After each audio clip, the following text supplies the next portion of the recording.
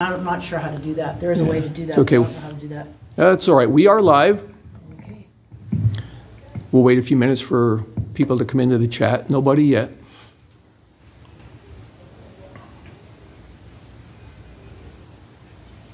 Is Deb there? Has Deb come in yet? Not yet. Okay.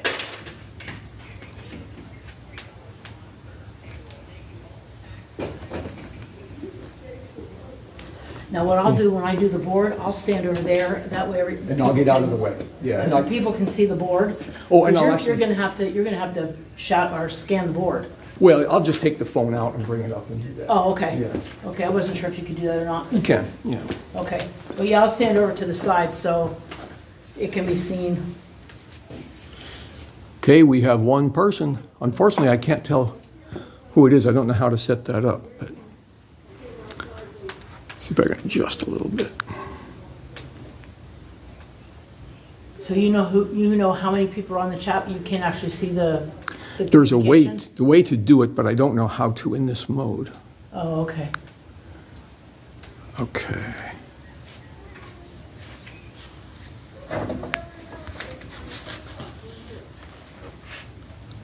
Now, am I down too low? I can go get that other chair. No, you're fine. It's actually perfect. Yeah. Okay.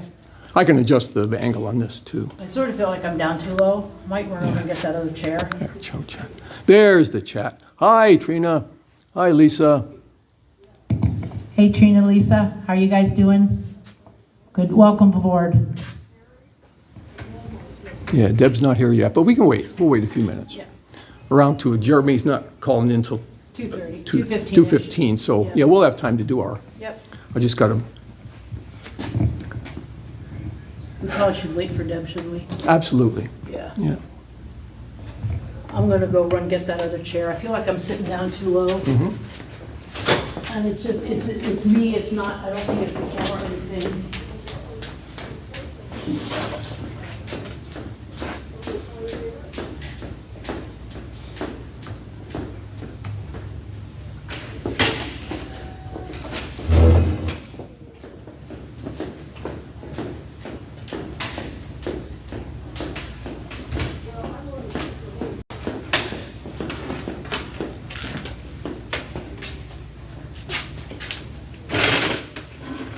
Yeah, that's better.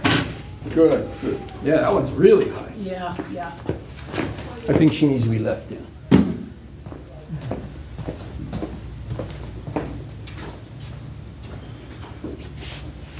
I didn't realize you were trying to get in.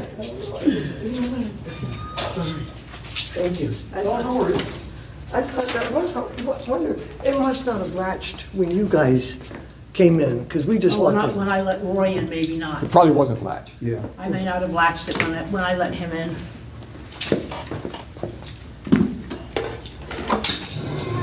Because I did have to let you in, didn't I, Roy? Yes, you did. And I have it blocked open for a Where's your while. key? I have it on me. Oh, And then we had to get stuff out of cars and stuff, so I may not have latched it when we finished getting all the stuff in. Hey, Deb, welcome. Hey Deb, I'm going to welcome. plug my phone in. Yeah. Oh, it's in my pocket. This is gonna be different because we don't have to deal with wind, Wind? traffic, I know. rain. Wonder if anybody else is gonna come. I don't know. We'll wait for Jeremy to call now. She'll keep dropping her cell phone. We're not gonna have a cell phone. Keep throwing it. Uh-huh. Keep throwing it. Oh, Yeah. you ready? What time is it? You have a watch I on, which is have smart. 2 o'clock, about 5 of, 3 of. Let's wait till 2, 'cause we don't have too many people on the chat yet.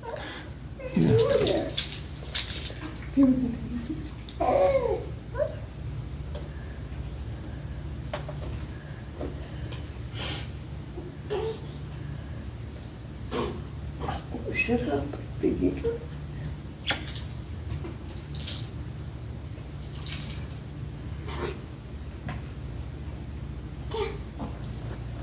Hey, Deb, I got a question for you that you could probably just answer over the chat. I'm only showing one person on here, but I know there are several of you out there, so I guess YouTube isn't always accurate with the number of people actually watching. That's what I'm guessing. So we just won't worry about it. Shouldn't worry about it anyway. One person is as important as 100.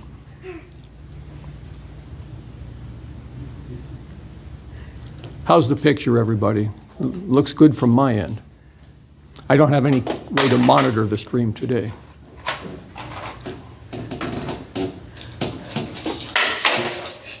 Sorry. Maybe I better leave with the baby.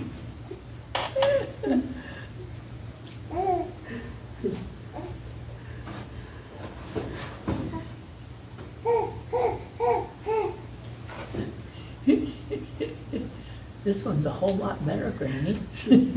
Good. As you guys can tell, we're inside today. It's just, this is inside the local county Patriot Center, of which Tina is a member. And what you see behind her there is a January 6th bulletin board that she has drawn up. It's still a work in progress, but she's done an amazing job with it. After we pray and do the pledge, then we'll go up close and we'll have her explain what's actually there. Hi, Jane. Yep.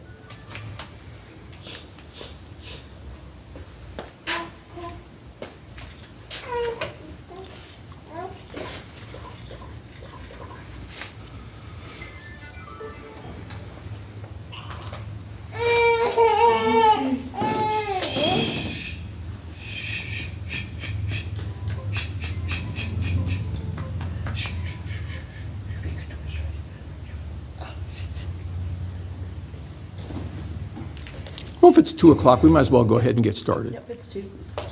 Did you want to pray, Tina? Oh, go ahead. Okay. Yep. I don't need the mic Okay. since we're close. Okay, let's pray. Heavenly Father, thank you for this new day of life. We ask that you would bless us. We thank you for all being together today, for just the privilege of doing that. And we ask, Lord, that you would be with us, that we would be just blessed by talking to the guys, that you would be with them, sustain them, uphold them, and encourage us together as a Patriot community, Lord, and more importantly, as a Christian community. Help us to love and honor you, and just help us to serve these men. We pray for restored justice and righteousness in our land, and we trust you for it, Lord. Help us to work and guide us to work toward that end in peaceful, legal means. So be with us today. May it be a profitable time for all of us. We pray in Christ's name. Amen. Amen. Let's see if I think I got the camera, we can see the flag. Yeah, it's perfect. Let me raise it a bit. That's perfect, okay. I pledge allegiance to the flag of the United States of America and to the republic for which it stands, one nation, under God, indivisible, with liberty and justice for all. Get you out of here. You're making too much noise. All right, if you guys can't tell, and I'm sure you can, we have a baby present today, so she's the guest of honor. Very noisy. She's the guest. That's all right. Babies tend to be noisy. So we were too, weren't we? But she's a patriot. Yeah. Amen. Amen. You think of that scripture that says, out of the mouth of babes, That's right. God has ordained strength. Perfected praise. Okay, so Tina, take it away, and I'm looking at the whole board right now. Yep. When And we, then I'll as I do each section, then I'll zoom in. Yep. target. Okay, everybody. Move a little bit that way so I can see you. Okay. I'm on. There we, yeah.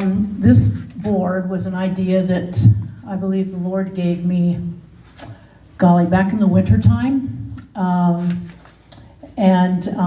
It's dedicated to our our January 6th political prisoners, and that's what it says across the top. Then underneath that, it says, none are free till all are free. And actually, I'm in the process of redoing it. And so this is as far as I've gotten this morning. But I've divided it up into at least 6 different sections. The first section, we're going to be displaying the guys' names and their birthdays per month, or at the month that their birthdays are, so that our members can send them birthday cards or write short notes for their birthdays.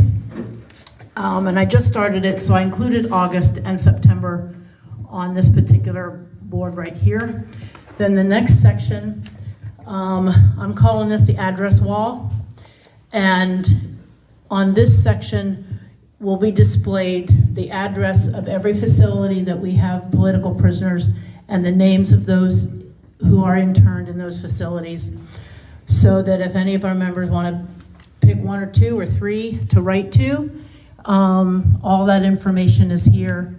And they can, you know, pick from whatever facility they want to. And I believe till all the addresses are listed, it's going to probably fill up this whole center section. On the last section, the upper part, the upper third is what I'm calling a feature wall, and we'll have a January 6th prisoner featured in this section. I don't know whether we'll do it every 2 weeks when we meet, but at least once a month I'll have a new inmate prisoner, information up here. And who we are featuring today is Bart Simpson, or is Bart Sansel? Shively. Bart Shively, oh That's my. funny. That's funny. And then underneath that is, I'm calling it an awareness wall. And this would just be updated information related to sentencing and trial. And I'll probably do this bi-weekly. And then underneath that, the bottom section, I'm calling the freedom wall. And this will list inmates' names and the date that they were released or regained their freedom. And Bart was released the 18th of August. And we will do an update more detailed on him later. But that's the board. Wonderful. It's just a simple trifold. And I covered it in red, white, and blue, our poster board, and just went from there. And this is kind of what it has evolved into. And but it has a lot of information on it, and Amen, a lot of information, yep. and it's pretty simple. Anyone else wants to do it, feel free. You know, use your own creativity and see what you can come up with. Oh my God, yeah. Hi. And here's our youngest patriot. Hi. Okay, look over here. Here's Kathy, Spot. you can introduce her, Kathy. This is Hazel Lorraine. She's my Oh, very good. first and only grandbaby. And she steals my glasses all the time. She's a future patriot, amen. She's definitely got to be a Certainly patriot, is. that's for Amen. sure. Her Very grandma's good. make sure. Welcome. Thank you. Oh, okay, well, Jeremy Brown, who is currently incarcerated in Florida, is supposed to be calling in about 2:15. So I think, I'm not sure how much time we have here. We have a little bit of time. Information that came out from Freedom Corner last night on a couple different detainees. The verse I want to share, I just put out there for everybody, is Larry Brock. He is incarcerated in Missouri, and I think Deb will put out his address information, an email, and I don't know if there's a phone number. There may be a phone number, just a minute here. Anyway, we'll find out, have her put it out there. But this is what he's going through. He's been in the hole now for 38 days, 39 counting today. They've told him that they can keep him there indefinitely without having any reason. They have recently upgraded him from minimum security to supermax time without any reason or cause. He's asking as many of us as we can to call Lieutenant Cross and this of Larry's counselor and ask why they upgraded his security without cause or without having a judge sign off on it, and apparently that cannot be changed unless a judge does sign off. As far as Larry knows, he's broken no rules. They aren't giving him any information about why he's in the hole, why he was upgraded, any of that information. He's currently being detained in Springfield Federal Medical Center in Springfield, Missouri. his inmate number, and I'm sure Deb will put this out there in the chat. There is a phone number, it's 417-862-7041, and I'm assuming that's number for the prison. And just asked to speak to Lieutenant Cross or this gentleman's counselor. And her name is Miss Buck-on-Muter. I'm sure I didn't pronounce that correctly. But we just need to have lots of phone calls come into this prison to try to get Larry out of the hole and find out why his security has been, or his sentence security has been upgraded without any reason or cause. The other Patriot that we had information on last night, and I can't find it right now, is Howard Richardson. He's currently at Minersville, Pennsylvania, which is out toward Exeter, sort of a little bit south and eastern part of Pennsylvania. This gentleman is 71, 73, something like that. And what has been reported is he is again in the hole. No one really knows why or for how long he's been there or how long they're telling him they're going to keep him in there.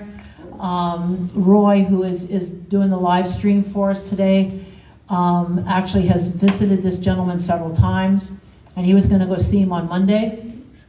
So Roy put a call into Howard's wife, but we were not able to talk to her. He left a message, and so we don't have any updated information. We were hoping we had some current information for everybody by the time we went live today. And I don't have an address for the prison where he is. Roy, what's the name of the prison that Howard's at? Howard is in FCI Schoolkill, which is in Minersville, Pennsylvania. FCI Schoolkill in Minersville, Pennsylvania. If Deb, you could put that information up, we'd appreciate it. Yeah, she's got it up already. She has it up. Wonderful, yeah. You're just awesome, Deb. Just incredible. So we just need to start making phone calls and start putting pressure on these two facilities to release these two gentlemen who most likely haven't really done anything wrong. And they're just looking for some frivolous excuse to Do you have your phone with you? just harass both of them. So, and otherwise, we just really need to pray for them. And Howard's going to try to get a hold of his wife again and see if we can get some updated information on Howard. I was hoping to visit Howard on Monday morning, but I guess I won't be able to do that now. Yeah, I think I mentioned that you had thought Yes. we were going to see him Monday. Exactly, Lisa. It was McCarthy in an interview with Mickey Withoft that got something done.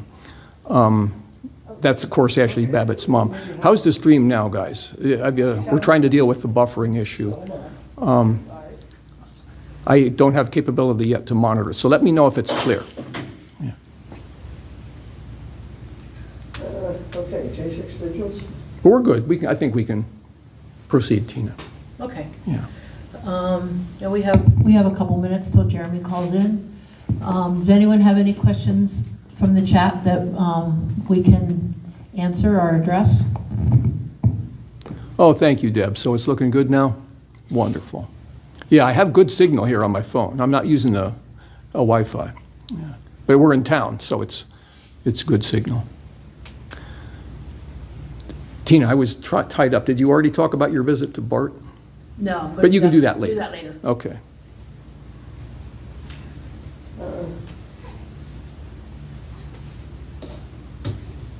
Oh, there it is. Here you go. Oh, thank you, Kathy. We do have 3 guys calling in from DC later on this afternoon. Hopefully Andrew Taki will be calling out. Brian Jackson will be calling out, and Brandon Fellows will be calling out. Brandon was made aware this week that even though he defended himself in his trial, and I would imagine he did pretty well in his defense, he was found guilty of all 5 counts of what they have charged him with, and his sentencing date is 11/29. But he was on the chat last night and from Freedom Corner, and he sounded pretty good. And he just said they're just gonna have to pay for his keep longer. That's a rough paraphrase, but that's basically But that's what he said. actually, it's a good attitude. It's a really good attitude. Yeah. Yeah, I'll sit out here too, because I'm temporarily monitoring it on Kathy's phone. Oh, good, Yeah, good, good. not much of a lag time now. Just wait till he calls in.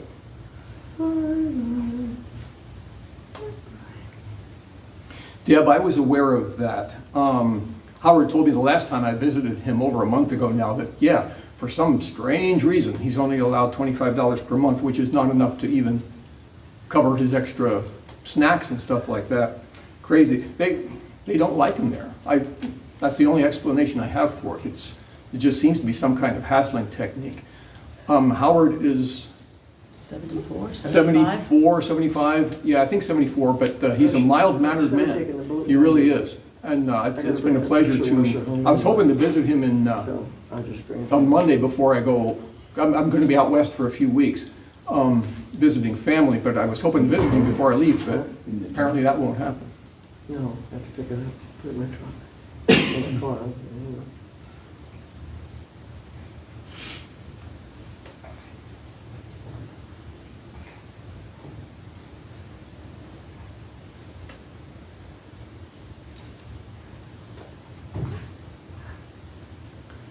I should give you guys, while we're waiting, a quick overview of this facility.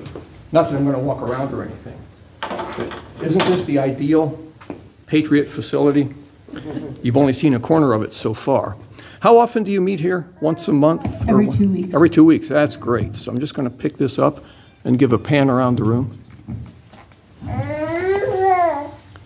You guys have dinners here sometimes, right, Tina? Yes. Events, yeah. Yeah, that's great. I got to come up some. I live about 30, 40 miles from here. I'm in a different county, but I should come up sometime. Yeah, it's a storefront like in a small strip mall. It's perfect. Oh, there's Jeremy. Perfect timing. And may be monitored. If you believe this should be a private call, please hang up and follow facility instructions to register this number as a private number. To accept this free call, to thank you for using Securus. You may start the This is not loud conversation enough. I now. can turn it up. I think it is. Hello, Hello, Jeremy. is this Tina? Yes, it is. How are you? I'm good, how are you? Pretty good. Pretty good. Can you guys hear okay? What's new on your end down there? Well, just hanging out in jail, enjoying my four walls and a little bit of sunshine coming through my very small window, but other than that, just another day counting down to the restoration of justice, hopefully. Amen. Yes, yes. Were you affected at all by the hurricane that went through? I was mainly affected by the hyperbole. We had excessive hyperbole. It did rain, but I was protected by it. We have this special technology here. It's called a roof, and so the rain did not kill me. And we didn't lose power because it was just rain. Yeah. And once again, I lavished in the incorrect predictions of all the hysterical meteorologists. So, but no, we're perfectly fine here. Good. Believe it or not, there's actually hurricanes hit Florida almost every year. So Yeah, yeah. I'm not sure why everybody is so hysterical, but hey. It's not like it's a 100-year occurrence. Yeah, everyone's afraid that they're going to die from a hurricane, but yet they have no problem with being rounded up by the FBI Joint Terrorism Task Force. So I'm trying to wrap my mind around that, but maybe I'll figure it out someday. Yeah. Well, we have a couple of people here who are, I guess, new to the vigil. Both of them are friends of mine. We have Kathy and Doug here. And so if you wouldn't mind to share a little bit of your story with them, because they are not familiar with a lot of what you did and what happened and all of that. Yeah, so absolutely. Basically, my story is kind of an outlier of the other January 6th defendants. 99.9% of who were all just caught up in a government operation to target the American citizenry. And I know this because my background is in special operations. I spent 20 years in Army Special Operations, 17 years of that as an Army Green Beret. And I retired in 2012 as a Master Sergeant from the Special Operations Command Central, where I was a non-commissioned officer in charge of the Special Activities Branch, which handles policy oversight for covert, clandestine, and compartmentalized operations, much like what you saw, but yet maybe don't recognize that what you saw on January 6th. And so in November of 2020, just after the completely obviously stolen election, I reached out to a group known as the Oath Keepers, and I held basically a meeting with the Oath Keepers, which has since been revealed that there was a FBI informant in that meeting, which is funny because the Oath Keepers at the time had not ever been convicted or even accused of any crimes, and yet for some reason the FBI had infiltrated this group of American citizens. But I met with them and explained to them that as a pro-constitutional governing group, a group that by its very name has sworn to uphold their oath, and that oath being the oath that you can find in Title 10 of the U.S. Code, which is the oath to support and defend the U.S. Constitution. This is the far right-wing group, the group that wants to keep their oath to the Constitution, which when you're a tyrant and you're a globalist or a communist or a Marxist or whatever ist you want to be called, you're definitely not on board with the Constitution. So this is the group that I met with, and I warned them that they were about to be targeted for destruction and what we would call the mop-up operations. And these are operations that when you have in a third world country, you have the banana republic that you see on the NBC nightly news.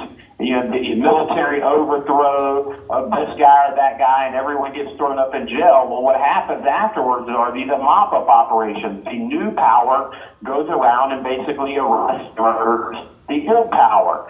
And so I was warning them that this is what was about to happen to groups like the Oath Keepers, to groups like the 3 Percenters or the Proud Boys, or any group that stands up to support and defend the U.S. Constitution. And, I since now know from FBI interviews with a lot of the people that attended that meeting that they basically took it as kind of a joke. Some of them made comments about how I was blowing things out of proportion. But, hey, what do I know? I only spent 20 years of my military career being an expert in this type of warfare. 3 weeks later, I was approached by the FBI's Joint Terrorism Task Force. And again, remember, there was a confidential human source in that meeting. I have the form, that confidential human source's report form in my discovery. And so they knew exactly what the meeting was about. They knew exactly what I did in the meeting. And so instead of them investigating me as some right-wing wacko, they showed up with an offer to, in essence, infiltrate further the Oath Keepers with a what we would refer to as a soft pitch, right? Or, they basically were gauging my interest in working with them by throwing out that they could pay me and all these other things. But I recorded that meeting. And of course, this meeting took place December 9th of 2020, which was 10 full days before there ever was a January 6th. See, the president didn't tweet about January 6th until December 19th, 10 days later. Okay. But yet in that recording, you hear the agents clearly mention that they were interested in if anything were to happen in January, right? And so it's very interesting that these two agents from the Department of Homeland Security would mention something happening in January when nothing had even been announced to be happening in January. And so I didn't think nothing of it at the time. Later that month, after the president had announced the January 6th rally, I decided to reach out to the Oath Keepers and volunteer to be part of their volunteer security detail, which were basically providing escorts for the organizers and the speakers at that Stop the Steal rally. So the Oath Keepers weren't there as part of the protest. They were there to protect those that were part of the protest. And so, the events of January 6th happened the way that they did, but yet immediately the heads of our government, Congress, the president, lead agencies within the law enforcement and intelligence community came out with this narrative of the overthrow of American government and how it was worse than Pearl Harbor and worse than 9/11. It was a completely false narrative. So I immediately knew at that time that this was the event where they were going to basically, designate the Oath Keepers, the 3%ers, the Proud Boys as patsies in this war on the American people. So it took me a couple of months, but finally I went public with that recording. For 7 months, I did, scores of interviews on independent and alternative media sources, the only ones that would even touch my story. Right. And then after 7 months of blowing the whistle, and 10 months after January 6th, the FBI Joint Terrorism Task Force showed up at my property with an arrest warrant for 2 misdemeanor counts, and yet they showed up with a force of about 15 to 20 federal agents in body armor and long guns. And they also had a search warrant based on a domestic terrorism investigation, and they miraculously found explosives and classified materials in my RV, and so they charged me with felonies, and about a year and a quarter later, 439 days after being held without bond, basically on no charges at all, other than the judge just thinking that I was a threat to law enforcement. I was held without bond and taken to trial, and I was falsely convicted on 6 counts and sentenced to 87 months in a federal prison. And so here I sit in a jail cell still waiting for my trial for the 2 misdemeanors that originally showed up to arrest me for. And yet somehow, apparently if I was the former president of the United States, I would have got a trial date right away. But since I'm not the president of the United States, I still don't have a trial date for my 2 misdemeanors, and I was arrested on September 30th of 2021. So since then, I've just been telling the American people that what they're seeing with their lying eyes is not the narrative that we've been fed by our government, but instead a modern-day burning of the Reichstag, where the government has staged an operation in order to blame a certain group of people so that they can justify rounding those people up, stripping them of their rights, imprisoning them at the rate of over 1,000 American citizens now under the claim that they attempted to overthrow the government, but yet they didn't have any weapons, and that they're all domestic terrorists. And so who they're referring to when they say domestic terrorists is you, if you believe that our government has lost its way and is no longer following the United States Constitution. So that's basically my story. Do you have any questions, Kath? I have no questions. You just tell him, Well, here. I appreciate how much. Jeremy, I accidentally started this Patriot group, and it was an accident right after January happened, the event happened, and I started it out of sadness and frustration, and we've grown to probably 200 active members and 800 that are on the roster, and we'll keep your story alive. Believe me, all of you, and I just want you to know. Amen. Well said. And telling I appreciate that, and the reason why it's important is because they don't want my story known. No. Just like they didn't want you to know about Ray Epps, and they don't want you to know about Capitol Police Chief Steve Son, or former FBI Special Agent Steve Friend. They don't want you to know these stories because they directly contradict their false narrative That's right. of January 6th. And keep in mind that this isn't just January 6th. I mean, we just had 5 pro-life activists that were sentenced or that were charged and convicted of felonies for simply showing up to pray for young women who are being lied to by the multi-billion-dollar abortion industry. An industry that basically kills babies for the body parts that they can sell on the medical materials market. They're convicted of felonies. I think they're facing over 10 years. I mean, you just saw in this last week multiple Proud Boys that are sentenced to 10 plus years in prison for exercising their First Amendment rights. Now, did some of them engage in some things that they got caught up in the moment? Sure they did, because that's exactly what this type of warfare is designed to do. Right. They put provocateurs in the crowd in order to appeal to those that will succumb to a mob mentality. Yeah. And yet, in New York, the 2 attorneys that burned the police car, they got like 18 months, I think, or did barely any time. Look at the protesters that besieged D.C. for 2-3 weeks, that chased the President of the United States into the bunker and injured and wounded over 100 uniformed Secret Service agents. There's been no convictions. There's been no claims of insurgency or seditious conspiracy against those groups, because those are the groups that they want to create chaos. And so we really, as Americans, need to wake up to what is going on and stop telling ourselves that could never happen in America, because I have a 20-year special operations career that is here to tell you it is happening in America, and that's exactly what happened in America, and that's the reason why they don't want you to know who I am. Hopefully, we can arrange one of our meeting You nights. have 1 minute left. Okay. Listen, God bless you. We're praying for you. Hopefully, we can get you on one of our meeting nights, and I'll step off here now.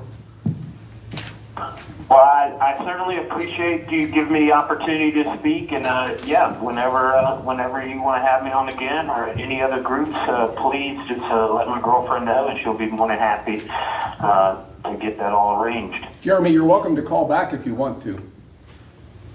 Yeah, I mean, I think for the questions, I can call back. I've got time. You want me to call back? Yeah, why don't you go ahead and call back? All right, give me just a minute. Okay. Do you know who he is? He's special ops. You got to say about Jeremy, he is very succinct. That was one of the best summaries I've ever heard of. About his story. Yeah, that was, I think each time he tells it, he tweaks it a little bit more, Yeah. and it just really does come across he's so very- much better every time he tells it. It's very articulate. I mean, I learned a few things I didn't know, even though I Yeah. know his story. But, Yeah. I mean, I forgot that he had taped that one meeting that he brought out and made public after January 6th. I forgot he had taped that meeting with Homeland Security. That's kind of damning evidence against those people.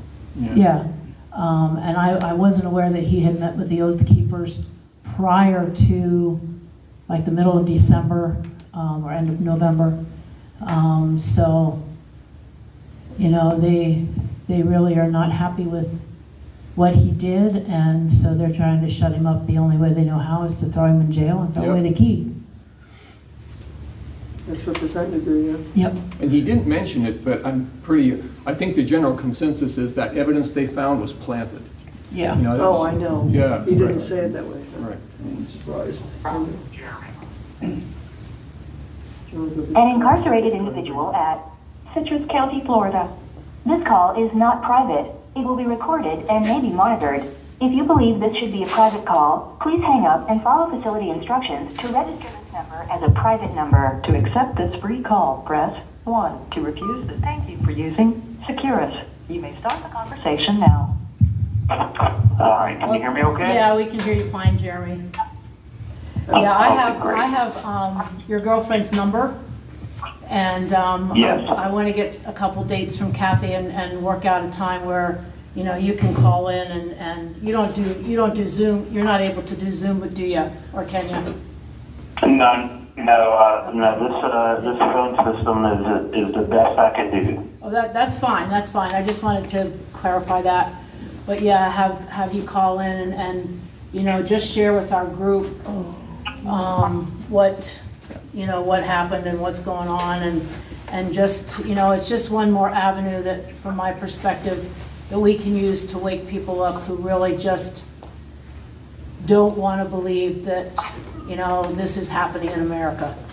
Well, and it's groups like yours, and I do lots of interviews, but they're always with these smaller groups because there is a concerted effort by the entire media complex, and that includes, you know, your left-wing outlets like MSNBC, but also your controlled opposition outlets like Fox News and Newsmax. None of them have offered to interview me either, all the way down to your local news outlets that are also owned by these large national and global media conglomerates. I mean, look, I ran for Florida State House of Representatives from a jail cell. The first time ever in the history of the state of Florida. I was the only Republican on the ballot. I got on the ballot by achieving the required petition signatures, not by paying my way onto the ballot. All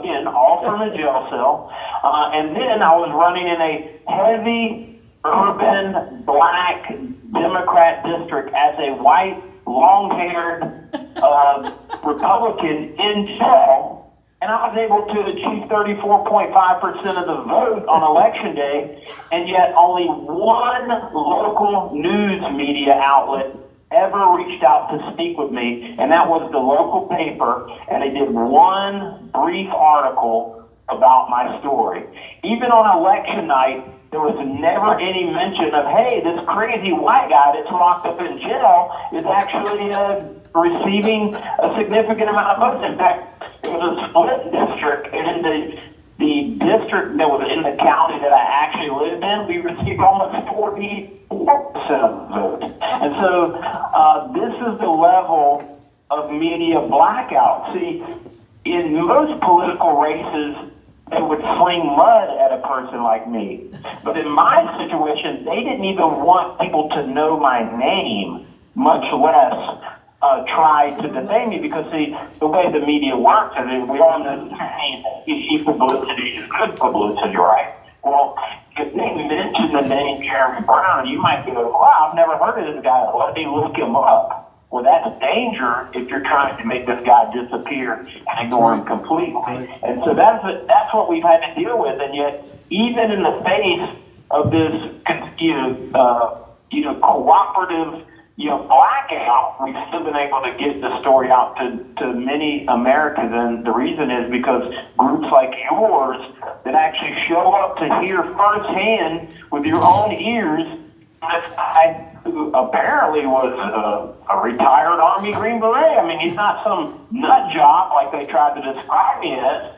You can hear it with your own ears, and then you can look it up on your own and be like, wow. I mean, I posted the recording of the federal agents. You can listen to it for yourself.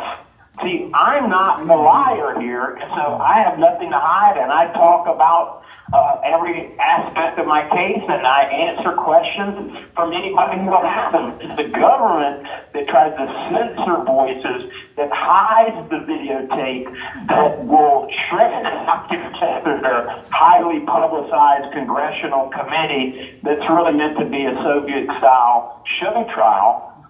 Those are the ones that have everything to lose, because they're the ones that are lying and covering up their crimes against the American people. Yeah, the trials that are going on in Washington are just, it's just a travesty. It's all kangaroo court, and it just, the guys don't have a chance even before they go in the courtroom. I mean, everything is stacked against them, and you're right, it's a communist style court system, and trial by Kangaroo. you're just Kangaroo court. you're just not agreeing with our narrative. I tell him I don't. Jeremy, Well, yeah, I mean, certainly and don't. we have a constitutional. I'm sorry, go ahead. No, I would not want you to be in one more day, but if it happens that you're going to run again, you let us know, give us a heads up, You'll get more than 34%, believe me. If I gotta drive to Florida myself. Believe me. Well, you know, Yeah, well, first, at this rate, Jeremy, first I have to win my election in November, Yeah. because I'm running for school board. Yeah, I'm running for school board in November. Even up here, we have okay, well, we have most liberal school board in at least 2 of the locations, and we've successfully gotten candidates in that we believe are going to win. And we're fighting on a local level, and we'll fight all the way to the top, I promise you. Amen. That's right. We're not going to stop. You know, well, this, go and ahead.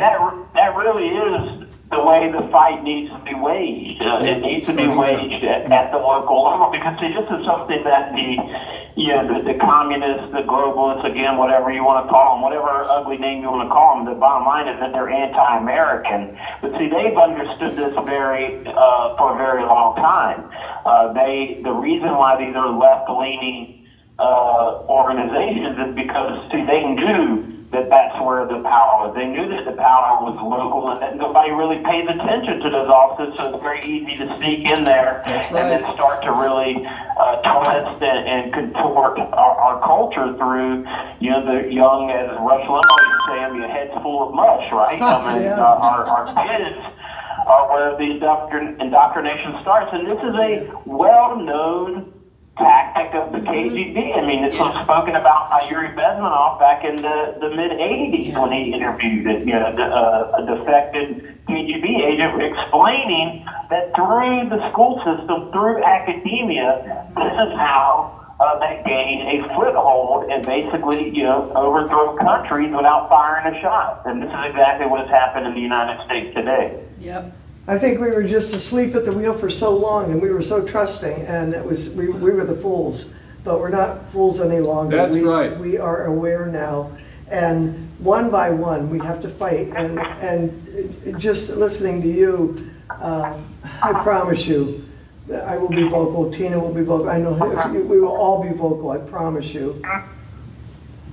Well, and that is what we have to do. I mean, look, the United States was not founded as a democracy, contrary to even Republican politicians' proclamations and the repetitive use of the word democracy. We weren't a democracy. We were never meant to be a democracy. We were formed as a republic for the reason of having checks and balances against what the founders knew government was, which is the ultimate necessary evil. And it put severe and strict restrictions on the acquisition of that power.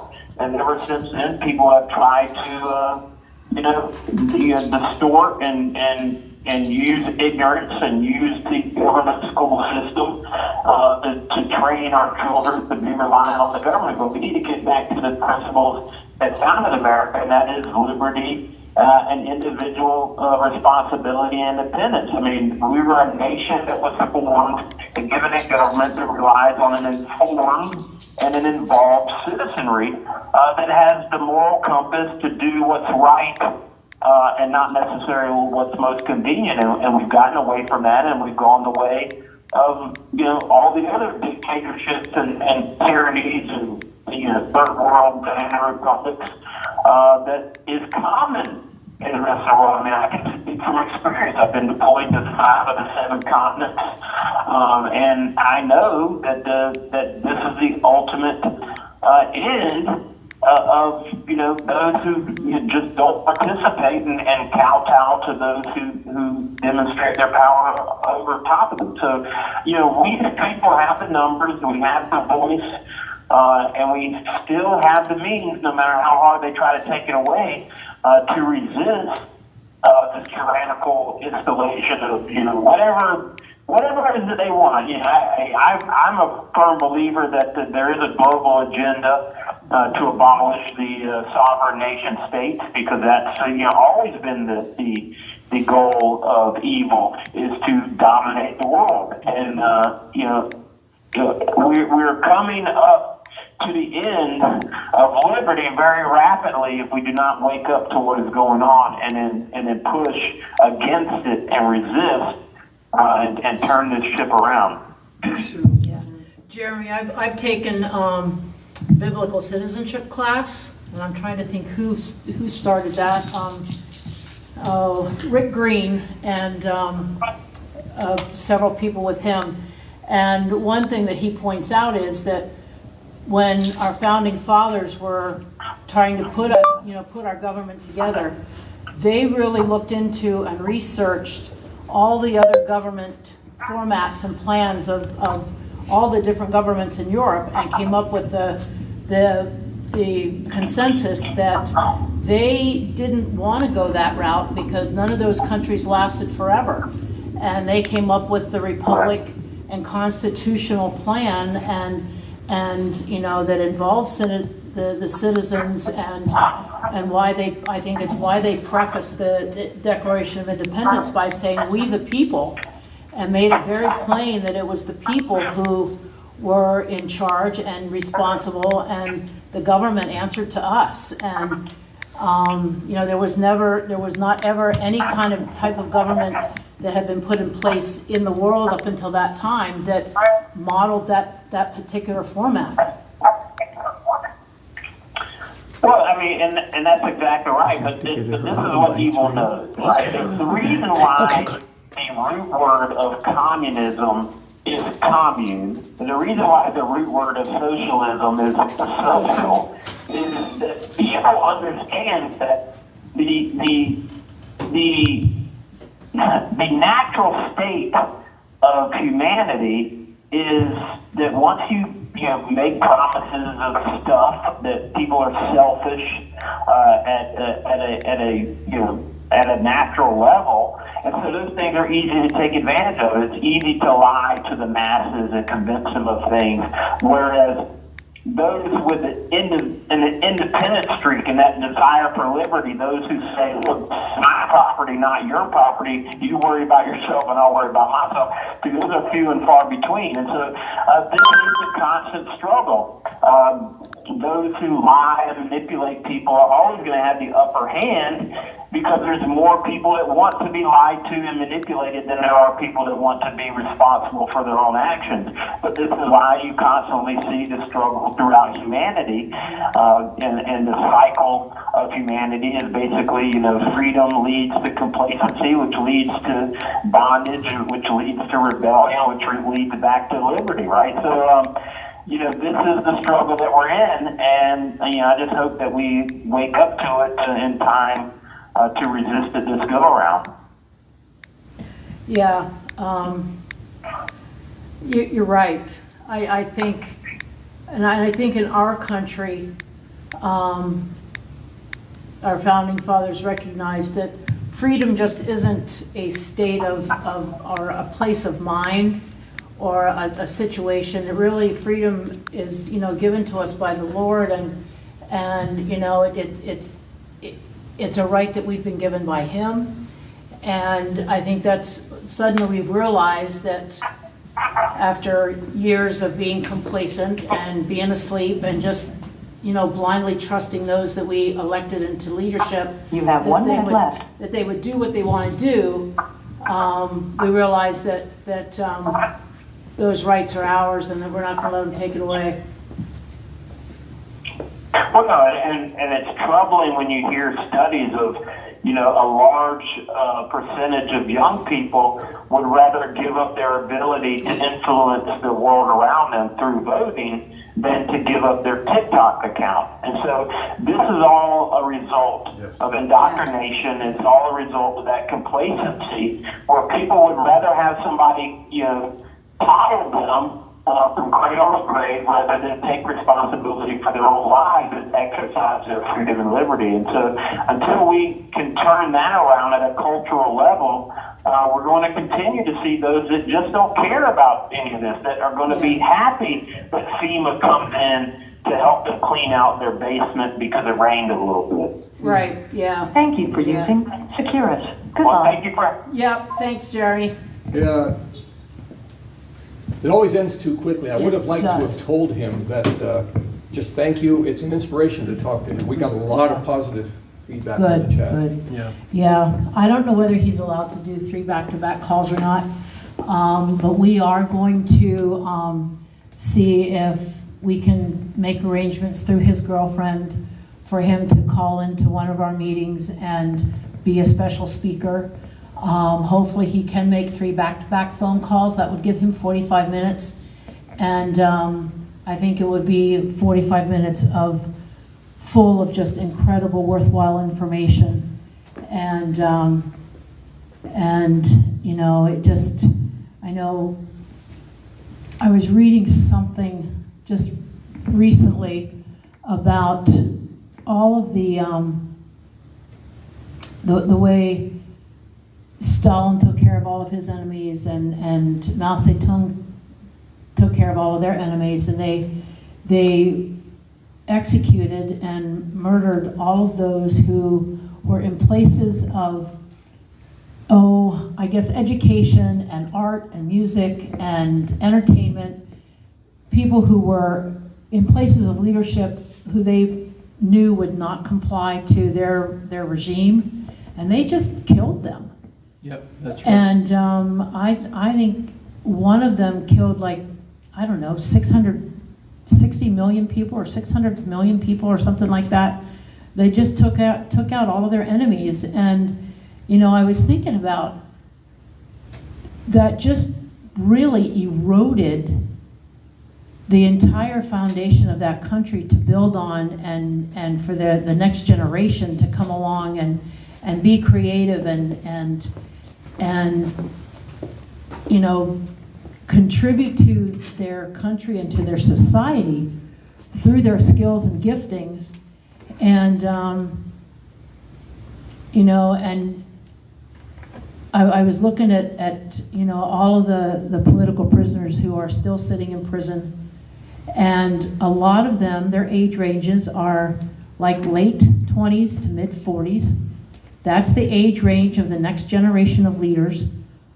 A lot of these guys are really have everything on the ball. Like Jeremy, he was in special ops for 20 years. He's a current leader, future leader of this country, and it just seems like they've targeted that type of person, and they are taking them out and just removing them from society in general. And you know, it just sort of seems like it's the same kind of pattern that Stalin and Lenin used and Mao Zedong used, and to get rid of all of those who didn't agree with what their ideology was. And we have a lot of really good men sitting in prison. A lot of them owned their own businesses. They were productive. They were contributing to their communities and to their states and to their country. A lot of them are veterans, and it just seems like they're the ones who have been targeted to be removed from being visible, because they will lead the charge to regain our freedom, whether it's literally, you know, a charge, but definitely intellectually they're going to lead that charge. And it looks to me like it's just an attempt to remove that type of person, Yes. from society and from the states and from the country, to decrease those who will be available to lead that charge.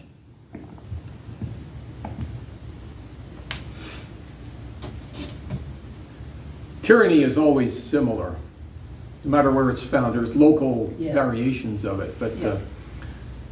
C.S. Lewis wrote one time talking about people of God versus people who don't, at least not yet, know God. And he said how monotonously alike all the great tyrants and conquerors have been, but how gloriously different are the saints. And if I remember right, his main point in that particular essay was to, you know, if we're selfish, if we live for ourselves, we're really very boring people. We're empty. But when we give our lives to God and truly look to Him, that's when we begin to truly become ourselves in Him. So yes, how monotonously alike. I mean, Hitler and Stalin had different ideology. They hated one another, went to war with each other. But they were really very much alike in the evil that they did. Yeah. And they're just examples of all the tyrants of history, which there have been many, sadly. But how gloriously different are the saints. If we live for Christ, if we take humility as our central virtue, and humility does not mean being a doormat. That's right. It does not mean allowing innocent people to be attacked and not standing up for them. It does not mean letting people walk all over you. It means making a stand for what's right. But within that framework, being humble and deferring to others wherever possible, or wherever right. So you guys know what I'm trying to say.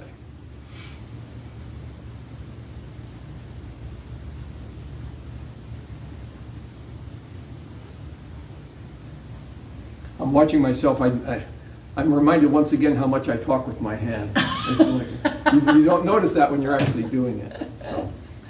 It comes so naturally that you do it Yes. without thinking most of the time. Now, I'm not Italian. People always say, well, Italians are very expressive. I'm not, but it's not. They don't have a monopoly on that. It's funny.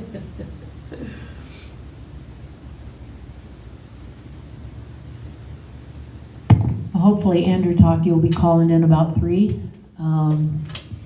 So it's been quite a while since we've talked to him. Maybe since he was, we haven't talked to him since he left A Lewisburg. long time, yeah. A long I time. think maybe once after he got to DC, but I'm thinking maybe not since he left Lewisburg, which was 3 or 4 months ago. At least, yeah. He left in June. I know it was the beginning of the summer, end of the spring, but it's been at least 3 months. And so it'll really be good to talk to him, see how things are going with him.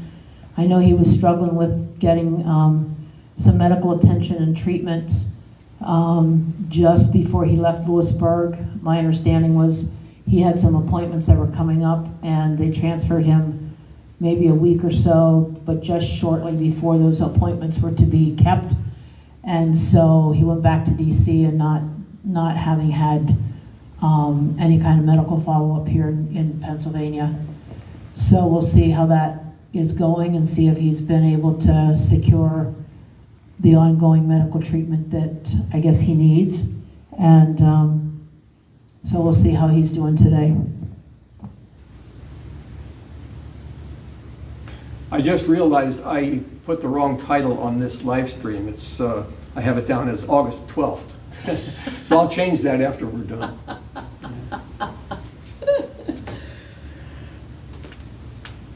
You're just trying to extend out the summer, aren't you, Roy? Yeah, yeah. This is a beautiful weekend, though. Oh, it's gorgeous. Yeah. This has been, yesterday was beautiful, today's gorgeous. And, you know, I want to apologize. Some of you may have seen a little 1-minute video I did this morning saying that we're going live that I posted to this particular YouTube channel. And I just said 2 p.m. So I'm forgetting that we have viewers from all over the country and a few from around the world. So next time I'll say 2 p.m. Eastern Standard Time. Yeah. Yeah. So I'm sure you all figured it out, though. Yeah. We've got a wise bunch of followers on this stream. I hadn't thought about it that some people might be eating breakfast and watching us. Met Fury, what do you mean by, I'm reading the chat here, you put sock puppets on each hand with the googly eyes, J6 explained with hand puppets. If that's an actual video, post the link to it, because I would love to see that. Yeah, oh, and Jericho asked when he wants us to call, when we want him to call in. Okay.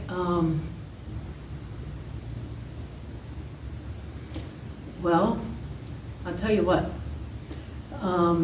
Mike's not on. It is now. Okay. Actually, I was going to give everybody an update on Bart Shively after Brandon called, but I will do that now, and then I'll just share until Andrew calls, and then Jericho can call in at 3:45. Okay, sounds good. Okay. Yeah. So anyway, for those of you who are not yet aware, Bart Shively, who is the ex-Marine who contracted non-Hodgkin's lymphoma as a result of being stationed at Camp Lejeune when he was in the Marine Corps. Suffered terribly when he was in prison. Struggled and fought for getting the treatment, meds, chemo, radiation that he needed. Fought the VA for even getting his treatments. They didn't want to give him his treatments. They wanted to deny him any medical care at all. They wanted to take away all of his benefits. Anyway, the long and the short of it is, this fellow patriot is now walking free in Pennsylvania. He was released, his freedom date was the 18th of August, just 2 weeks ago yesterday. He has been able to get situated in a campground in central Pennsylvania. He has access to a nice RV camper, and nice by me, it's very nice size. And but I think probably at this point, anything bigger than 8 by 10 would be nice size. It's a very nice campground, and he will be able to park the RV there year round, and they also allow pets. And for those of you who aren't aware, he did have 2 service/PTSD dogs before he went into prison. One of them died shortly after he went in, and the other dog was taken by, I don't know whether it was a friend or an acquaintance or a neighbor, but anyway, after he got out 2 weeks ago, he was able to make contact with that person that had the dog. And the dog lives out in the country, has acres and acres to run. And while he was watching, kind of just watched the way the dog and this person interacted and were bonded, he just really all of a sudden felt that he was not to disrupt this dog's life and take it out of his home. And so he opted not to take that dog back. A few days later, he was put into contact with this woman who has a German Shepherd who had just had a litter of puppies. And he is going to be able to get a male and a female puppy, probably the end of the month, end of September, beginning of October. And he's very excited about that. Well, I've seen pictures, and they're just the cutest dogs. They're just too cute. So anyway, the other part of this report is that he is doing very well. He did have a significant medical issue come up earlier this week that the VA caught and took care of it right away. They responded right away for treatment. And it's kind of be a little bit of an ongoing thing to get it resolved, but I believe it's going to be resolved. And yesterday, people in our group went together for him. We knew he was coming out of prison with nothing, and he really had nothing. It's just the grace of God that he has the use of this RV, and he also has the use of a truck. And so we put together a list of things that he would need coming out of prison with nothing. Things like dishes and tools and sheets for his bed and silverware and toilet paper and paper towels and things like that, towels and we collected quite a number of things. And Kathy, who was here with the baby earlier today, she had to leave. She had to take the baby back home to mom and dad. I'm sure she's not going to be happy about that because she loves this little girl. But anyway, Kathy and I and another patriot loaded up her car, and we took a road trip down to see Bart yesterday, and we took him all of his stuff. And he was just, okay, I think we have Andrew calling in, so I'll fill in later. Hello. This is a prepaid debit call from Andrew talking. an inmate at the Washington, D.C. Central Detention Facility. To accept this call, press 0. To refuse, this call is from a correction facility and is subject to monitoring and recording. Thank you for using Global Tellink. Hello. Hey, Andrew. Hey, Andrew. This is How are you Tina. doing? How are you doing, Tina? Good, I'm doing well. How are things with you? The same as they have been for the last 2 years. Yeah. Yeah.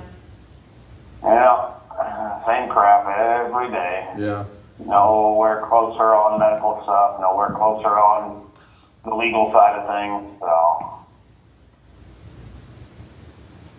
So when you went back to DC from Lewisburg, did you have a date for sentencing or trial? No. Nope. So you're still Nothing. just sitting down there? Yep. And then the prosecution's still playing games, trying to have me plead out to stuff that I didn't do and stuff that I'm not even indicted with at the moment. And they're trying to get me to plead out to it and then wait for some unknown amount of time until the appeals court finally overturns my judge and allows them to re-indict me with a charge that I physically could not have done because it's the wrong charge. And yeah, so they're trying to do that or have me plead out to a way higher assault charge than what I might have actually done, which would give me like 2 or 3 times more amount of time than what I should even be looking at anyways. Right. So yeah, and they're trying to make it seem like I'm being the unreasonable one, of course. Of course. But it's them playing their games. Right. So I think my judge even sees it. He's starting to try and tell him like, hey, maybe I should look into something that does not involve the charge that I threw out because it's unconstitutional, and move this case along. The judge had already ordered, and I've already completed long before I left Lewisburg, my pre-sentence investigation, which is typically done after you take a plea deal or get found guilty at trial and before sentencing. I've already gotten that out of the way ahead of time because the judge wanted to expedite things so I could either be released or get somewhere and hopefully get better medical treatment than what I was getting at Lewisburg. So now, even after the judge is trying to expedite things, it's still the prosecution wanting to play games and hold things up and, make it to where I'm just sitting in limbo forever. Yeah, I can hear the frustration in your voice. Andrew, who is your judge? Judge Nichols. Oh, okay. Yeah, I'm not familiar with that particular name.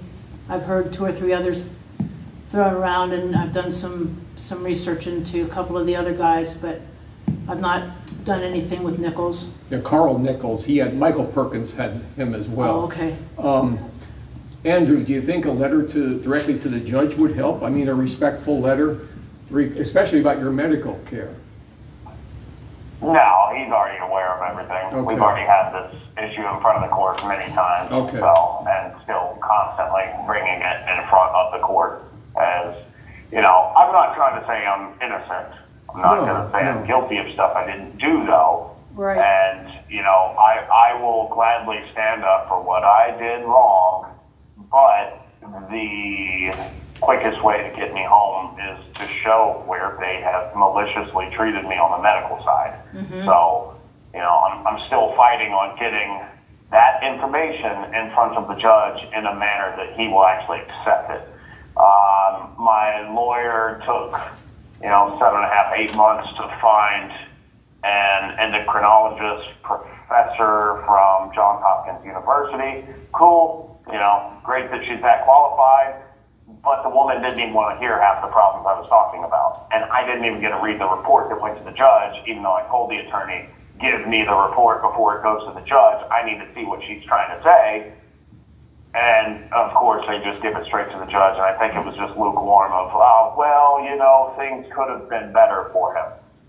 Well, that does no good. That doesn't even state the hell that I've been through for 2 years. Right. And coming from somebody that's that qualified, they should have been able to easily call out where the doctor at Lewisburg has gone wrong and, show that it wasn't just differences of opinion or that, oh, well, some doctors treat stuff differently. No, it's clearly that, the doctor could see that things were wrong and still would not make the adjustments that were necessary, even though the patient kept complaining about negative side effects, and those negative side effects also showing up in blood tests. So, it's not, yeah. And the attorney tells me, well, you can't get a bow put on everything. Like the hell I can't. We're paying for a service. Yes, that absolutely. service is this doctor to actually tell the truth of things in a manner that the judge will accept it, Right. not to, kind of cover up for a ridiculous BOP doctor. And that's what it seems like she did more of, was lay cover for somebody else's medical maltreatment. Yeah, and sometimes, Andrew, unfortunately, in the medical field, and I've seen this with doctors and with nurses, that they just don't value the patient's viewpoint or opinion or what the patient are telling them, and they just assume that they don't know anything, and they just make the decision be, without them. And it kind of sounds to me like maybe she did that to a certain extent. She just wasn't going to place any value or importance on anything that you needed to share or tell her about your own condition. I mean, you know the best. Yeah. Well, I mean, she had the blood test, the very sparse amount of blood tests that I had done while I was at Lewisburg. Right. She had those, Yeah. which show that, if you look at them, you would see, other than the top of it saying male, you would look at it and be like, whoa, these are female numbers here. Something's not right. Yeah. I literally had a doctor look at it and be like, hey, the female patient. And I'm like, whoa, doc, hey. That's me. This is how bad I'm being treated. Yeah. Like, oh, whoa, something's definitely not right here. Like, so there's no way that this person did not know. They didn't want to know. Yeah. Or I don't know. You're on a Zoom call with them, and halfway through it, they're already like, all right, cool. Well, I got enough. I'm going to go. And I'm like, I haven't even really began telling you Right. my side of things, Right. Like, hear me out here and see how bad things really are. But, yeah. It sounds like, it sounds like she just didn't really want to be involved. Yeah, you're getting paid. Like, nobody, you're getting paid for an opinion. You're not getting paid to make a treatment diagnosis of me. Your opinion is you are more qualified than the person that was screwing it up. What would you have done differently, and how bad did the other person do it? What are you worried about hurting some crackpot BOP physician that was running his own clinic, but for some reason is now in a BOP place where it'd be really hard for him to get fired? Like, Right. why is he there? Why are you worried about what happens to him? Just tell the truth of things. Right. He screwed up a patient. Terribly screwed up a patient. And the other you don't thing, know him personally. yeah, the other thing is that once she gives that opinion, when that goes to trial, she has to go on the stand as an expert witness, and she may not have wanted to do that either. No, none of this would be about going to trial. This is nothing to do with a civil suit. This is solely letting the judge know that, hey, he's been treated improperly. The judge himself even said, look, this is not something that's to get challenged. All I needed was somebody with an MD on it. They're not going to get called before a judge. They're not going to have to testify to anything. Yeah. This is solely saying, here's where Mr. Taki's been treated wrongly, and here's what should have been done, and that's it. Yeah. They're getting paid a couple $1,000s for, 2 hours worth of work? An hour to meet with me and an hour to write a report? Yeah. That? Yeah. So your attorney would not have used her as an expert witness at trial? She was just hired to write an opinion, to verify or to counter? There's no reason. This person would not get brought up at trial. My charges are nothing to do with medical stuff. Oh, okay. So this This would not is- be a witness for a trial. The Yeah. only thing that we would bring in an expert witness for in the trial would be surrounding the charges that I'm fighting. So, Right, right. yeah, this is literally Okay. write a report, we send it to the judge, it's filed under seal. So it's not like a lot of people try and say, oh, well, you know, people don't want to put their name on stuff because it's January 6th related. No, it's not January 6th related. It's literally an American citizen with constitutional rights being mistreated by a doctor who he can't go out and find somebody else.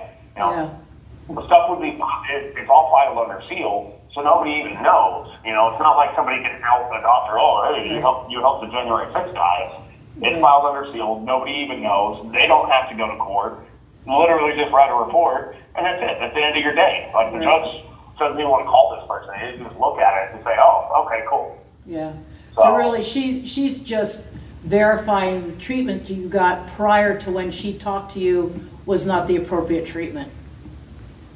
But didn't even like really put, I still haven't even seen the report. Just from what I heard the judge say, Right, it was, well, it's not anywhere near what I need. You know, nobody, not even using your expertise to call out where somebody went wrong. Just saying, well, this is, it could have been done a little differently, and here's where it needs to go in the future. I'm not worried about the future. My future Right. is me getting Yeah. out and taking care of it myself, and that's what this report was supposed to facilitate. right, And that's even what I told this person was, look, you're here to write a report on behalf of a client who is looking for more lenient sentencing so that he's able to get out and take care of his medical stuff on his own. Right. You're not here to tell the judge what needs to be done. You're here to tell them how bad things have been. right, right. And that didn't happen Right. at all. So. Not anything to do with future, Well, and now- everything to do with the past. Yeah, and at this point, the judge has already seen something from somebody of that high qualification, so now that's in his head. Here's what it is. Yeah, Like, he doesn't even want to hear the medical stuff anymore, and my piece of shit attorney doesn't realize that, like, I told him 100 times, this is the defense. Simple as that. This is the defense. This is what we're going with. And he failed, yet again. And this is the same one that the judge has not allowed me to fire, even though we've had multiple hearings over multiple things happening with this one where, you know, I still can't get my evidence against me. Still never filed certain motions for me to get moved to get medical care done, you know, until 8 months, 10 months down the road. You know, kept lying to me and telling me that he was doing it. Now, the one thing I've been pushing for 2 years, he utterly failed at that. And now that's pretty much it. yeah. So, I've been put out in Shit Creek at this point, not even with a canoe. You know, it's like, hey, sorry, everything that you've been planning on for the last 18 months, we now destroyed it. Almost seems like sabotage. yeah. So it sounds like you don't really have any other options left now since the medical thing sounds like it sort of fell through. Well, I mean, I don't know. I really don't know. I don't think the judge is even going to care to hear any more about this. Right, You know, he's given us plenty of opportunities for my lawyer to screw it up at every turn.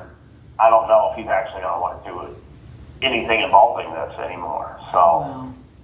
I don't know, you know, and yeah, so yeah. Another one. You have 1 minute remaining. Andrew, just real quick, we may have asked you this before, but at this point, and that's a discouraging story, brother, we're so sorry. But is there any way that we can help you? You know, the average person out here listening to your voice right now, is there any way that we can help? I mean, if there happens to be an MD of any kind, it really doesn't matter, that is willing to look at medical records and actually speak with me and work on paid at that. We're not asking anybody to volunteer. There is money there to pay for experts' time to actually work with me to get a proper report together that would show everything that has been done wrong. You know, whether it be from things horribly broken and never taken care of, I still have a mangled hand. The hormone conditions, you know, tuberculosis that went untreated. I have gotten over it, but went untreated. Got COVID 3 times and never had anything done about it. You know, I've been a petri dish here, and somebody just. Thank you for using Global Tel-Link. He got cut off, but we get the idea. Yeah. Yeah, we ran out of time with Andrew. What a horribly discouraging story that he has been fighting for 2+ years to be adequately medically treated. And now it sounds like having that with this last physician almost sabotaged, or the report was written in such a way that made it sound like he's exaggerating all this stuff, even though it sounds like there are blood tests and other kinds of documented evidence that he's not exaggerating. And I know some of his treatment in Lewisburg was inappropriate. Actually, I think it was actually wrong. And still be no closer to having that resolved. And on the same hand, or on the other hand, being manipulated, maybe not manipulated is the right word, pressured into pleading out for things that he just hasn't done. And I admire him for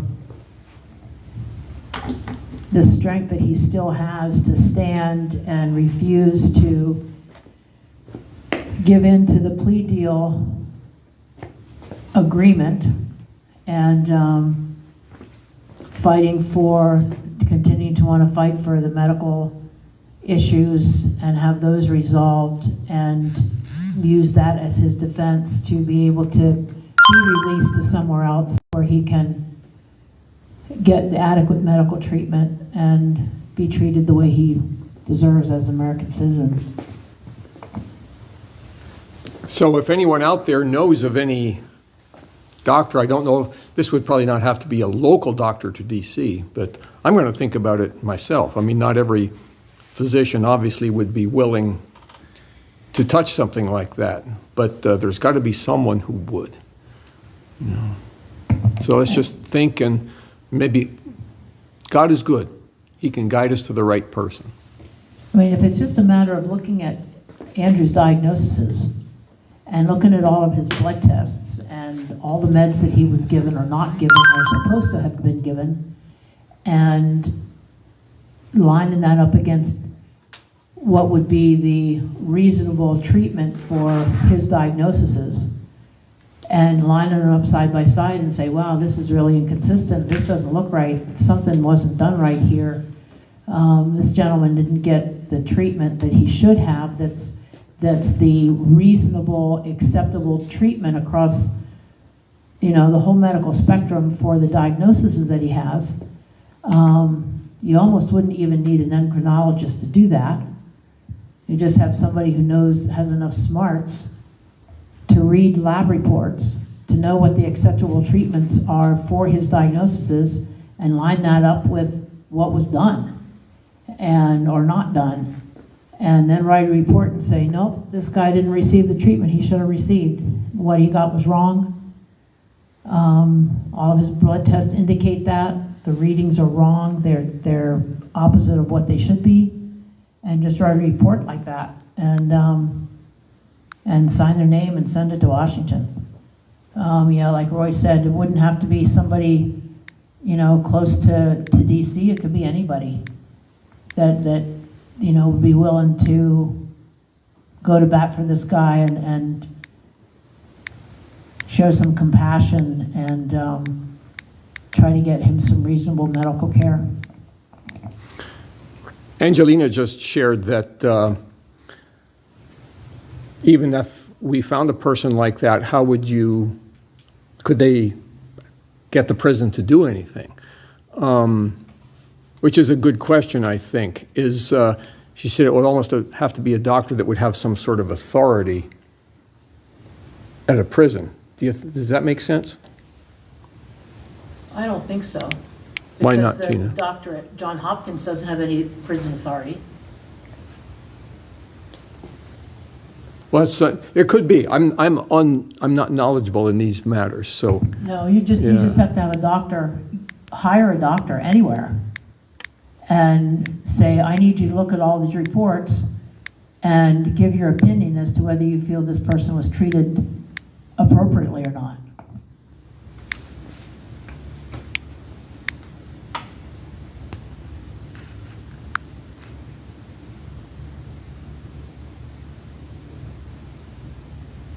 and Deb for Freedom shared, he wanted to meet with the doctor on video call to go over the reports.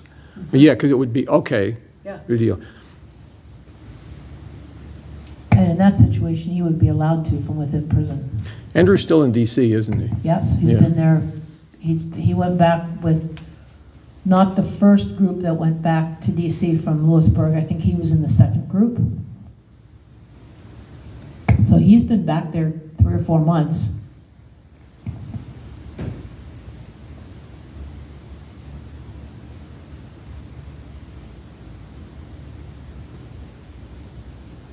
We're kind of waiting for Brian to call in. He was supposed to call in at 3:15.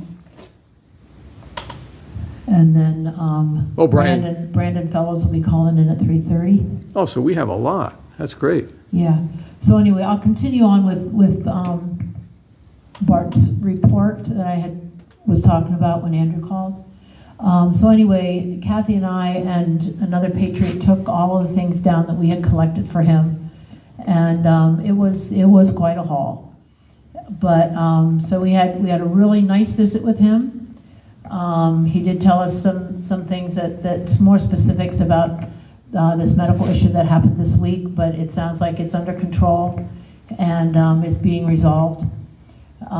He is going to be able to get 2 puppies, and he showed us pictures yesterday, and they are just the darndest cutest little things. They're both German Shepherds. And he realizes that once they get big and full size, the RV might be a little small, he said, but we're gonna make it work. That's right. Yep. You've always got to make it work. Yep, we can always make it work when our animals are involved. But he was just so appreciative of what we had brought down to him. I think just by personality, it's hard for him to show his emotionally show gratitude and appreciation, but he was just very overwhelmed that there's a group of people who didn't know him, that he didn't know, were willing to just step up and meet his needs, and without any concern about getting anything in return, and that he didn't unpack anything while we were there. We just visited for quite a while, and we have also asked him if he would be willing to come to one of our meetings and be a special speaker and share his testimony and some of his struggles inside, and so he's going to be, I'm not sure what dates we're going to have available for him. I'm hoping probably sometime in October. And but he was very excited about the invitation to come speak to our group. And but overall he's doing well. Still adjusting, obviously.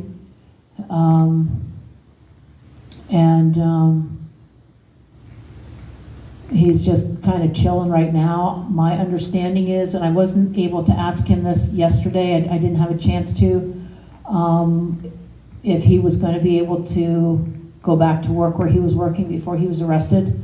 I had heard something a while ago that indicates that he probably will be doing that, but right now he's just, I think, just hanging out and just readjusting back to being, we're finding his new normal, I guess. Yeah, takes time.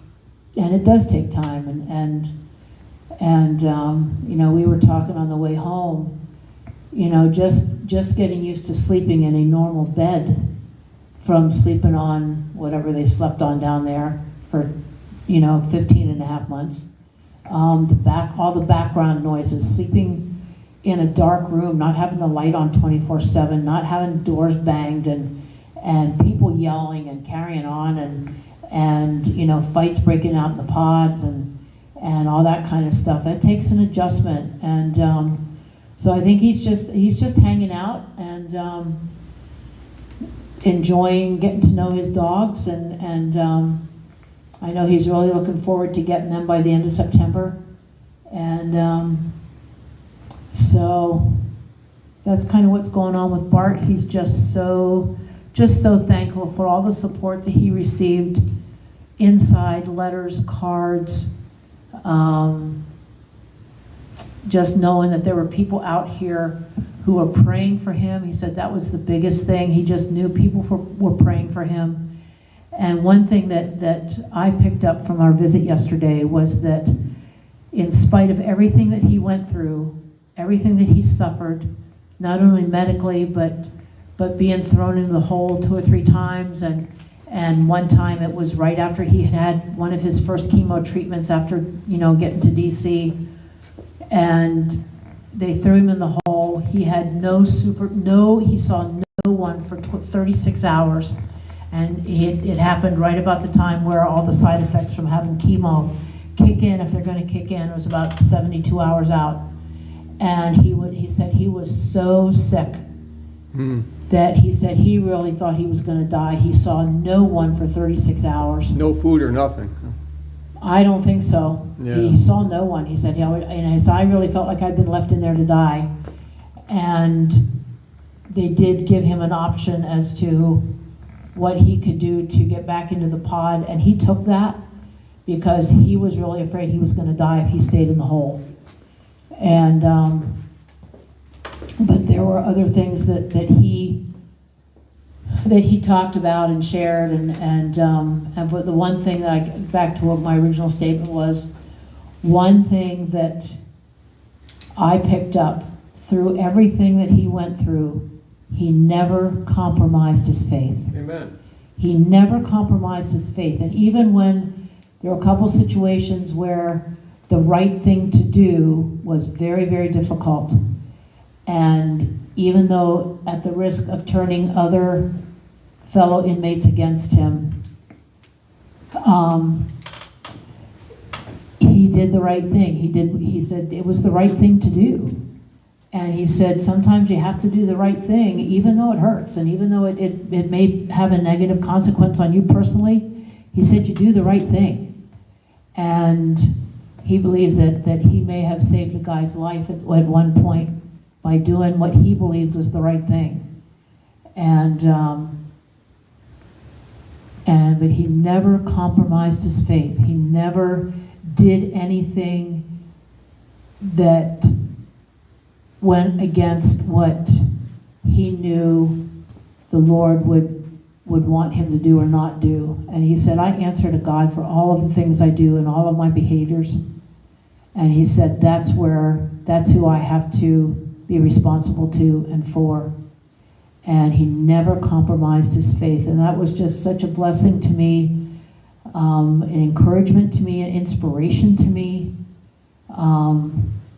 If he can go through everything he did on the inside and didn't compromise his faith, there's no reason why I can't not compromise my faith out here.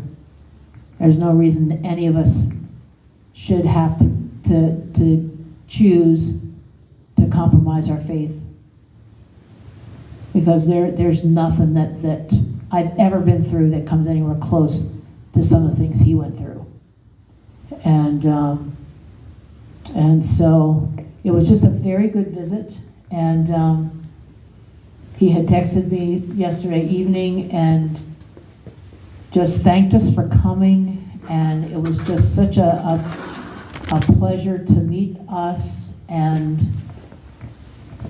what we did for him. It was just, I think it just really blew him away. He just never expected that people who he didn't know would just step up and meet needs that he had without without batting an eye. And so I know Kathy and I both are looking forward to, getting to know him better, having him, come up here just to do things and get out on the river and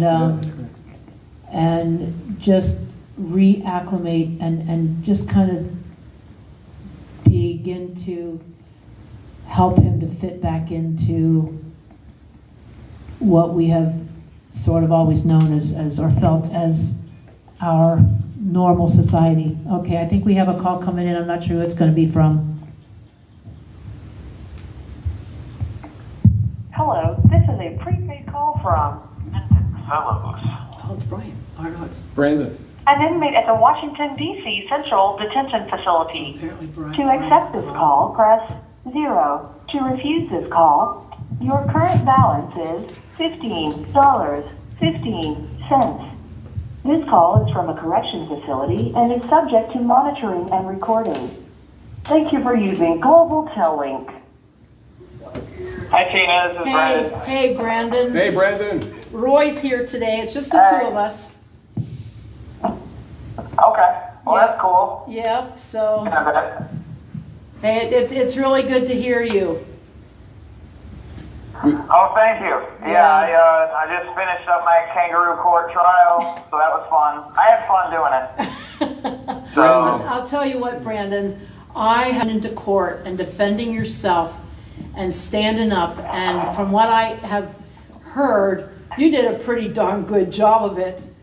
And yeah, it's just unfortunate they didn't care about the truth, but Yeah. thank you. but, Isn't you that know, I just have such respect for you for just standing up and doing that for yourself.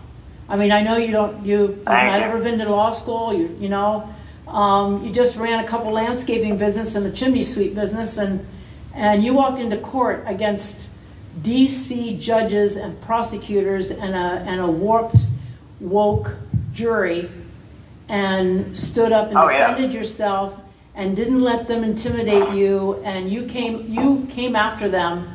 And I am just so proud of you. Amen. Yep. Thank you very much.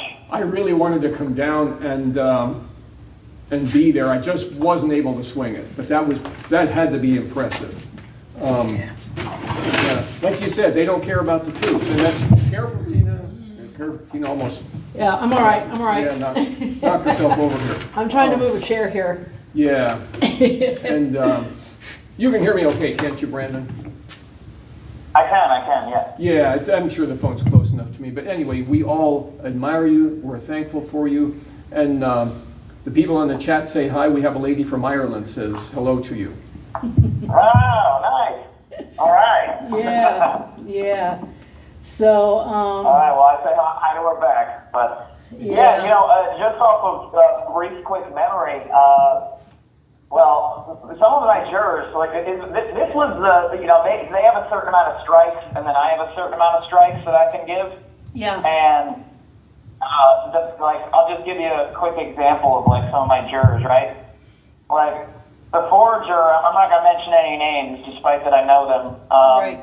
I just say, she interned with the DOJ, and on the day of January 6th, she said her two closest friends work in the Capitol, and so she called them to make sure they were okay, and she also has done some lobbying inside the Capitol. And I'm like, okay, well, that's the board juror. Yeah. The man next to her was in the Capitol on January 6th, and he was locked down. I was like, okay, this was the best I could get. There were worse people. Yeah, these two sound very impartial. Yeah, and juror number 1 worked for Bloomberg News. She worked for Bloomberg News, and she literally, so when they were asking, does anybody, so they bring in 80 people or so, right? Right, Yeah. right. During the air is what it's called. And so one of the questions I wanted the people to be asked, and then raise their hands to was, did January 6th personally affect you? You should have seen the room. Just Oh, yeah. and all these hands just rose up, and I'm like, oh no. Yeah. And so then we start going around hearing the answers. And juror number one, she says, she's like, yeah, I live on First Street, and I was very concerned because they brought bombs. And I'm like, oh my goodness, she just shouted that. Oh, this is ridiculous. So, oh man, I was like, but I was trying to say, I was like, all right, let me try to see if I can fix these people because I only have so many strikes. Like, we're out to get rid of people. And I'm just like, all right, well, she said she could be impartial. I'm like, geez, like, these are the best people I could find. That's just 3 examples. Like, these were some intense people, and man, it was just rough. But here's the big thing from the trial, right? So I am currently, at least now, a felon just by having no criminal history, and committing no violence that day, telling people not to, I didn't actually see any officers attacked, nor did I know any officers were attacked, so I left home. So I got home and watched the news. But I mean, I only saw protesters get hit, and I was like, okay, well, note to self, don't do what they're doing because then you're going to get hit. Here's the main thing, right? The 1512 charge, long story short, you have to prove that somebody knew and planned to obstruct this certification of Joe Biden. And a lot of these people, there was multiple videos. I was not hiding who I was to media as I left.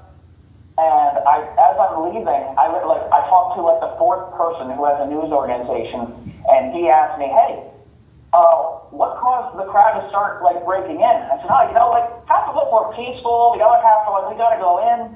And I said, but it really started when people on the microphone started shouting, Mike Pence certified the election, which obviously didn't happen until later. So these people were lying, trying to incite the crowd to go in.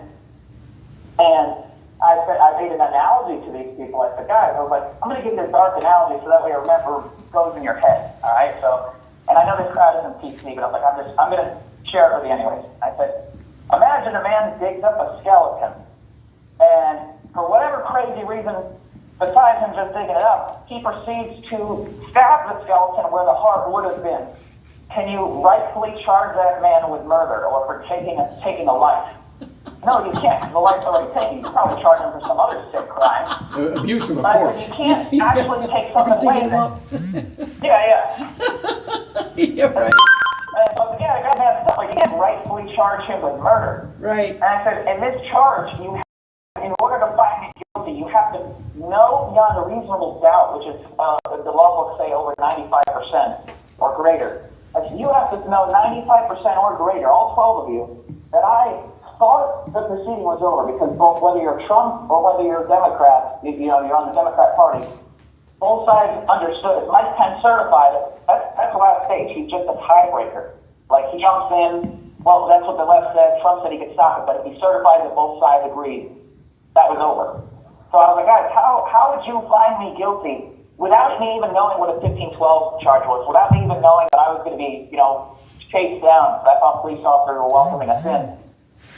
I was like, why? How would you guys find that I planned to obstruct the proceedings as I was going in that I was under the impression was already over? And these people just ignored all that, and they were like, he planned to. I'm like, oh my goodness. It's crazy. It's just tragic. It's such a corrupt jury. Oh, and they read it. Oh, it was terrible. And they read it to me. You should have seen their faces.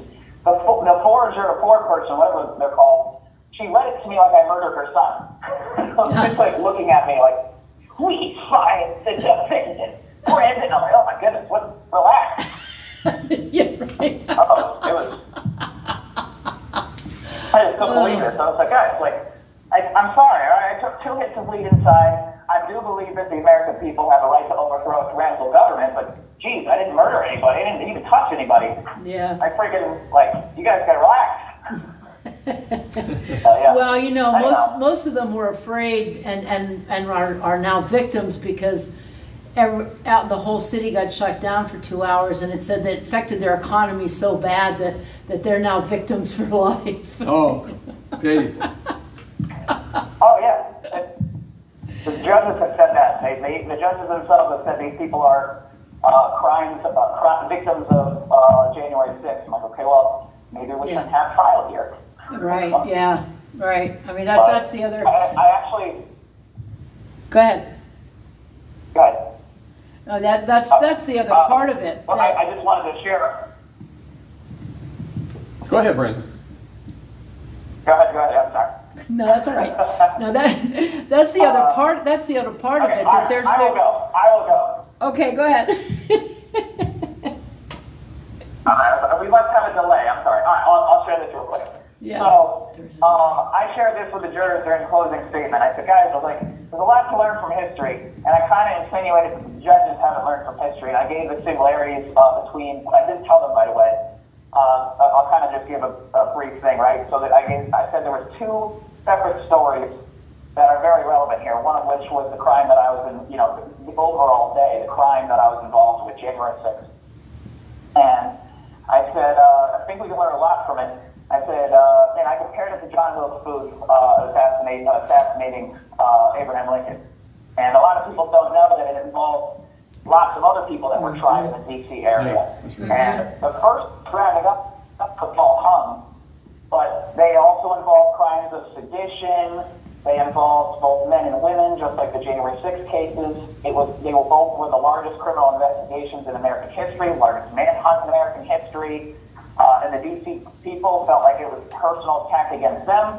And it was at a time when, people saw it as the most divisive our country had been, both in January 6th, since the Civil War is what lots of people said, and obviously back during the end of the Civil War, it was still divisive.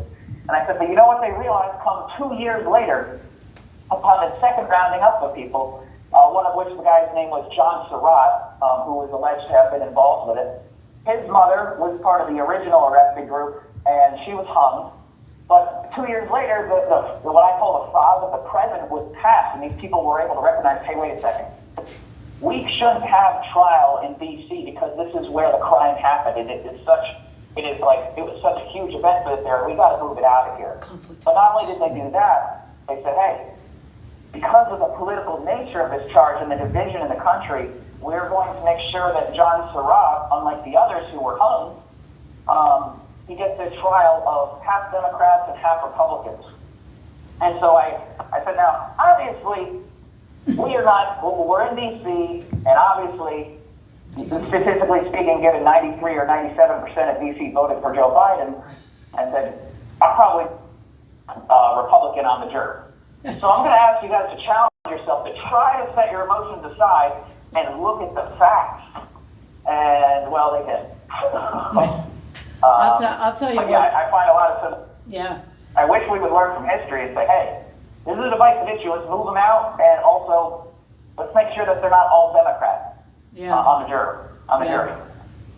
So, I mean, what were you going to say before? Yeah, for you to just sit in the courtroom and be able to talk to them the way it sounds like you did, and other comments I heard, on the live stream out of Freedom Corner last night, and this is what was today? Saturday. The second. Thursday night and last night. You just were a force to be reckoned with. You just didn't back down about anything. And I'm sure, even though that the verdict that came in the way it did, I'm sure they're going to remember years down the road this one kid from New York. You're from New York, right? Yes. Yeah. Upstate New York. Yeah. We don't like New York City. Yeah, upstate New York. That this kid came in and defended himself, was his own lawyer, and he didn't take crap from anybody. Yeah, but also I shared with these people things that I knew they were not going to like. I didn't back down from the truth. I said, listen, Yeah. I do think the American people have a right to overthrow a tyrannical government. And yeah, I believe the election was stolen, and I try to assert that. I try to show, I show these people to be liars, a lot of their witnesses, and man, it just was, they didn't care about any of it. But, I have, whatever. I feel good about it, and towards the end, I even spoke up. I don't know if you heard about the contempt charge, but I got an extra 5 months. Yes, yep, I heard about that too. I expect nothing less. Yeah, what did you tell the So judge? my mom was crying. Oh, The witnesses, when I asked the government's witnesses questions, they would go off. You have 1 minute remaining. boy, that went fast. All right, real quick. So Yeah. they go off on a tangent for minutes, right? And then I would say, excuse me, and then the judge would jump in. They would interrupt them. But then when they're trying to cross-examine me, and I'm trying to give them a full answer, they're like, no, just Yes or no? answer yes or no, basically, like fitting me into their little narrative building box. Yeah. And I said, I'm sorry, I'm not going to play that game with them. I'm going to Yeah. tell the whole truth. Yeah. And then he just said, all right, well, then you're not going to be able to rebut after this.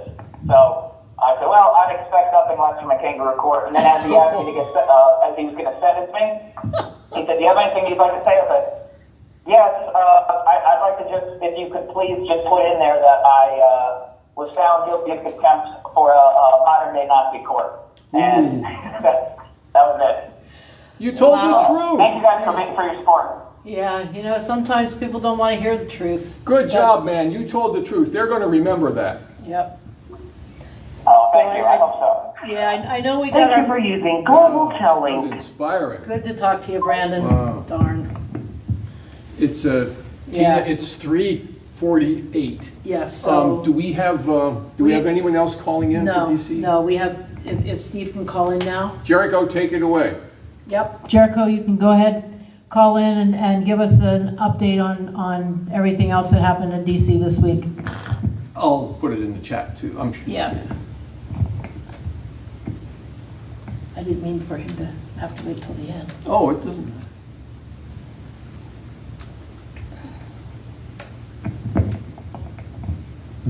That was inspiring, though. I wish I could Oh, have been my there. gosh. I'm just so proud of him. Just so proud of him. And see, what I don't know that a lot of people know about Brandon is that he does have a diagnosis, at least I understand, he has a diagnosis of Asperger's syndrome, which is a very, very high-functioning form of autism. Okay, here's Jericho, Steve.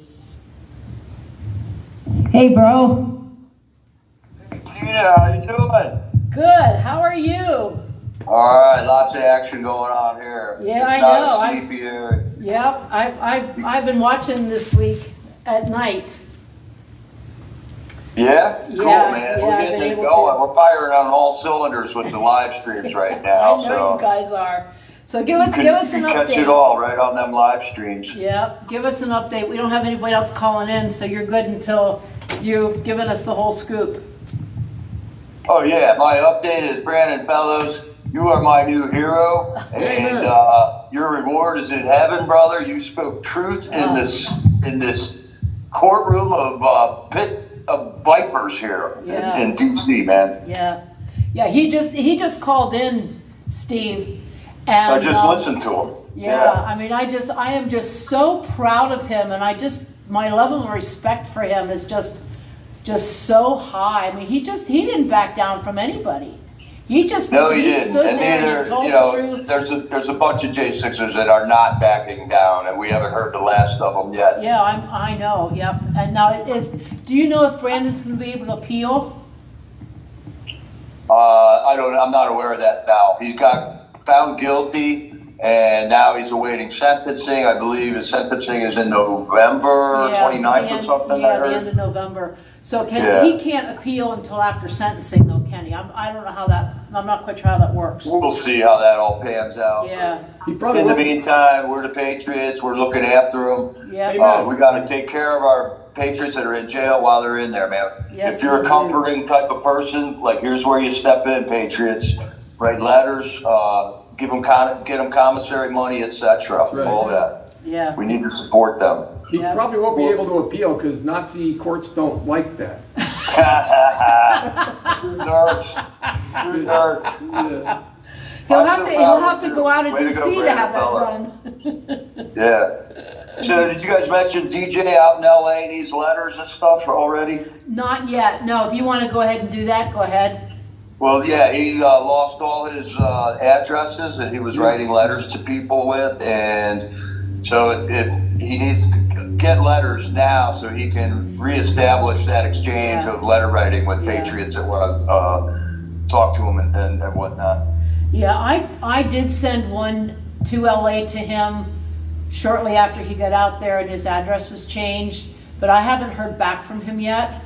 But then a lot of my mail since April, I don't know what's going on with it, but it seems like it's not being delivered, or or they just don't write back. Okay. And I don't know whether for some reason I'm been flagged for some reason. Here's where us patriots got to step up. Patriots in the LA area got to take hold of they this. do. Yep. You got a J6er sitting in your prison right now, and you guys got to step up and keep an eye on his treatment, keep an eye on his medical needs, his religious needs, his visitation rights. Yep. And the same all across the country right now. Especially, we got Jessica Watkins, who's finally moved out of the men's prison that she was in. We need patriots watching after her. We haven't heard from her in a long time. We're worried. She has a medical condition that needs to be taken care of. And there's all that. So we're looking to activate patriots, man. This is the time to step up. Yep. Her address has actually been changed to the intake center at Oklahoma. Okay. I noticed that today. Okay. And so it looks like she is, I mean, they really are going to move her somewhere else, but I don't know where she's headed from Oklahoma. Well, I imagine she's in solitary right now. She's in transition to another prison. So, and that's what they did with her the whole time she was in D.C. here too, which was horrible treatment. I know. Yeah. And then we had sentencing this week out here in D.C. Joe Biggs got 17 years. Zachary Rail got 15 years. Wow. Dominic Pizzola got 10 years. Ethan Nordine got 18 years. And Enrique Tarrio will be sentenced on next Tuesday. These were all part of the Proud Boy trial that went on several months ago. 4 months. Dominic Pizzola's wife and child came to visit him because it was a visitation day on Friday, and the judge denied him a visitation with his wife and daughter. These people are demonic.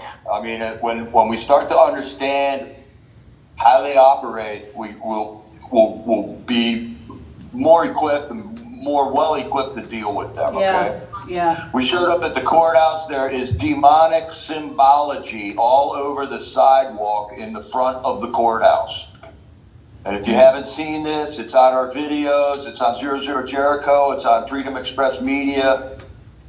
We got the whole media network covering the DC area. So you got pentagrams, you got 666s drawn right on the sidewalk in front of this courthouse on a nightly basis, and nobody's going out there to clean it up from the courthouse, from the Capitol Police. Nobody's cleaning this stuff up. It's still there.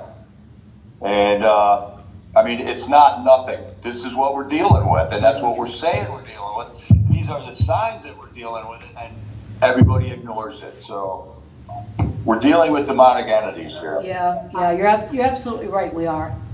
All right, we lost another J6er. Every night we do the roll call. First we list the martyrs, the people that died on January 6th, and we go through the incarcerated. And at the end of the night, roll call, we have those who we lost to suicide. And we had to add a name to that list last night. Who is that? George Meekum was a boy. He was 22 years old. Really? Lived on a ranch out in Pleasant Valley, Utah with his parents. He worked the ranch. He rode horseback. He was into hunting and fishing and history and cooking on a campfire, making soup. He was a good soup chef. He was into music. He went and represented us on January 6th and was out awaiting trial and could not take the pressure. And we lost another patriot. And rest in peace, George Meekum. Just a young man. That's tragic. Yep. That's right. It has to be overwhelming for somebody, especially somebody that young. Yep. Well, it's a horrible tragedy, and we're praying for his families. Here's where we gotta try to reach out and do what we can. Do what we can to crush this wickedness. We also had Mickey and Nicole came back on Monday, and they were in Las Vegas at an event where they were spreading the J6 was a setup message and recruiting patriots to stand up. And instead of telling Mickey and Nicole out there that they didn't know about this, which is what happened last year, this year they said that people are going, what can we do now? Oh, so that was awesome. good news. Yeah. So we got activation going on Good, with the good, Patriots. good. People are starting to see what's going on. It's horrific. Once you know what went on, you just can't believe it. And you almost go into denial for a while. But this is what happened. And this is the atrocities that are being committed right now on a daily basis here. Mm-hmm. There's a young guy named Ryan Zink. He's going to start trial on Tuesday. His father is Jeff Zink, and he's running for Arizona House of Representatives to represent Arizona, the 3rd district in Arizona, which is Maricopa County. He's running for office. He met us at Freedom Corner and gave a lot of information at the end of the live streams last night about election fraud and about the Maricopa voting problems that were going on there. He's an expert at evaluating elections now. So we're asking for his support. So Tina, are you tired of holding the phone yet?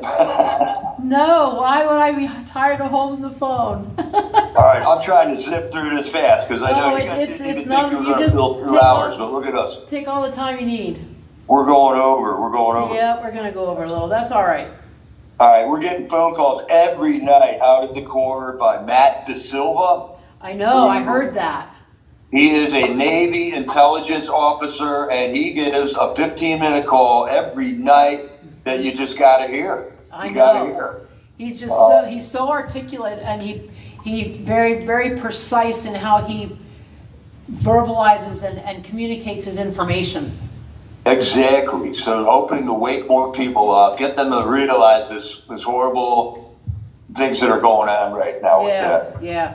Some nights are better than others, though. We still get the siren people every once in a while. They were there last night, so Sirens for if you're gonna Jesus. listen to a Matt DeSilva phone call, check out Monday, Tuesday, or Wednesdays instead of yesterday's. Right. Sirens for Jesus. Sirens for Jesus. That's right. We also got a local patriot. Her name is Suzanne Monk over here. She's a little funny looking, but man, does she get a lot of work done. She has been sitting in the courtrooms on the trials in the courthouse. She has a J6 pledge that her and Helena have put together that you can download off the computer, and you take it to your representatives and get them to sign this, so you know exactly where they stand on the J6 issue and the election fraud issue before they go into the vote for these people. Yeah. So if we could get action on that, Patriots present the sitting representatives you have and those that are running against them in the future here, so that we know exactly where they stand. Because we don't want anybody in office that doesn't think that election was a fraud. I mean, we all know it was a fraud, and that's why J6 happened. And if they don't want to expose J6 or expose the election fraud, they can't have your vote, Patriots. They just can't. They hate America if that's their case. We were worried about Howard Richardson, man. Heard about him last night, and I heard your update on him there, Roy. This is horrible. Yeah. It's horrible. Yeah. And specifically with Howard, since he witnessed election fraud at his Personally, precinct. Jericho, how did you guys find out? I've tried to call his wife. I was not aware of that until today. But how did you guys find out about him being in the hole? Somebody mentioned it last night. On the chat. It was on the Tammy or chat, Nikki? wasn't it? Tammy or Nicole, I think, said it. I'll talk to Tammy, see if, not that it matters, but I want to get all the information I can. Yeah. I was going to visit And then him on there's this Monday. Larry Brock guy Yeah, out in he's in Missouri, Missouri. Springfield, Missouri, in solitary for 38 days. Yep. With no 39. excuse given. Yep. So Yeah, I had- Springfield, Missouri, activate, Yep. We can't do it all from here. You guys can't do it all from there. Nope. We jumped in where we saw we could get something going on, and now we got to just recruit people, get them activated. We can't just not do anything about this extreme injustice going on in this country, or we're not going to have a country anymore. Yep. We got a multi-front war going on against us. We got a fentanyl crisis. We got a they're about to get into World War II. It's go time for us patriots, and I can't underestimate that. Yep. But that's it. I just got through that fast as I could. No, that was well done. Yeah. Hey, Jericho, you reminded me of Jeremy Brown, because we were saying today just how clear and succinct he is, and how he states a lot of information in a brief but clear way, and that's what you just did too.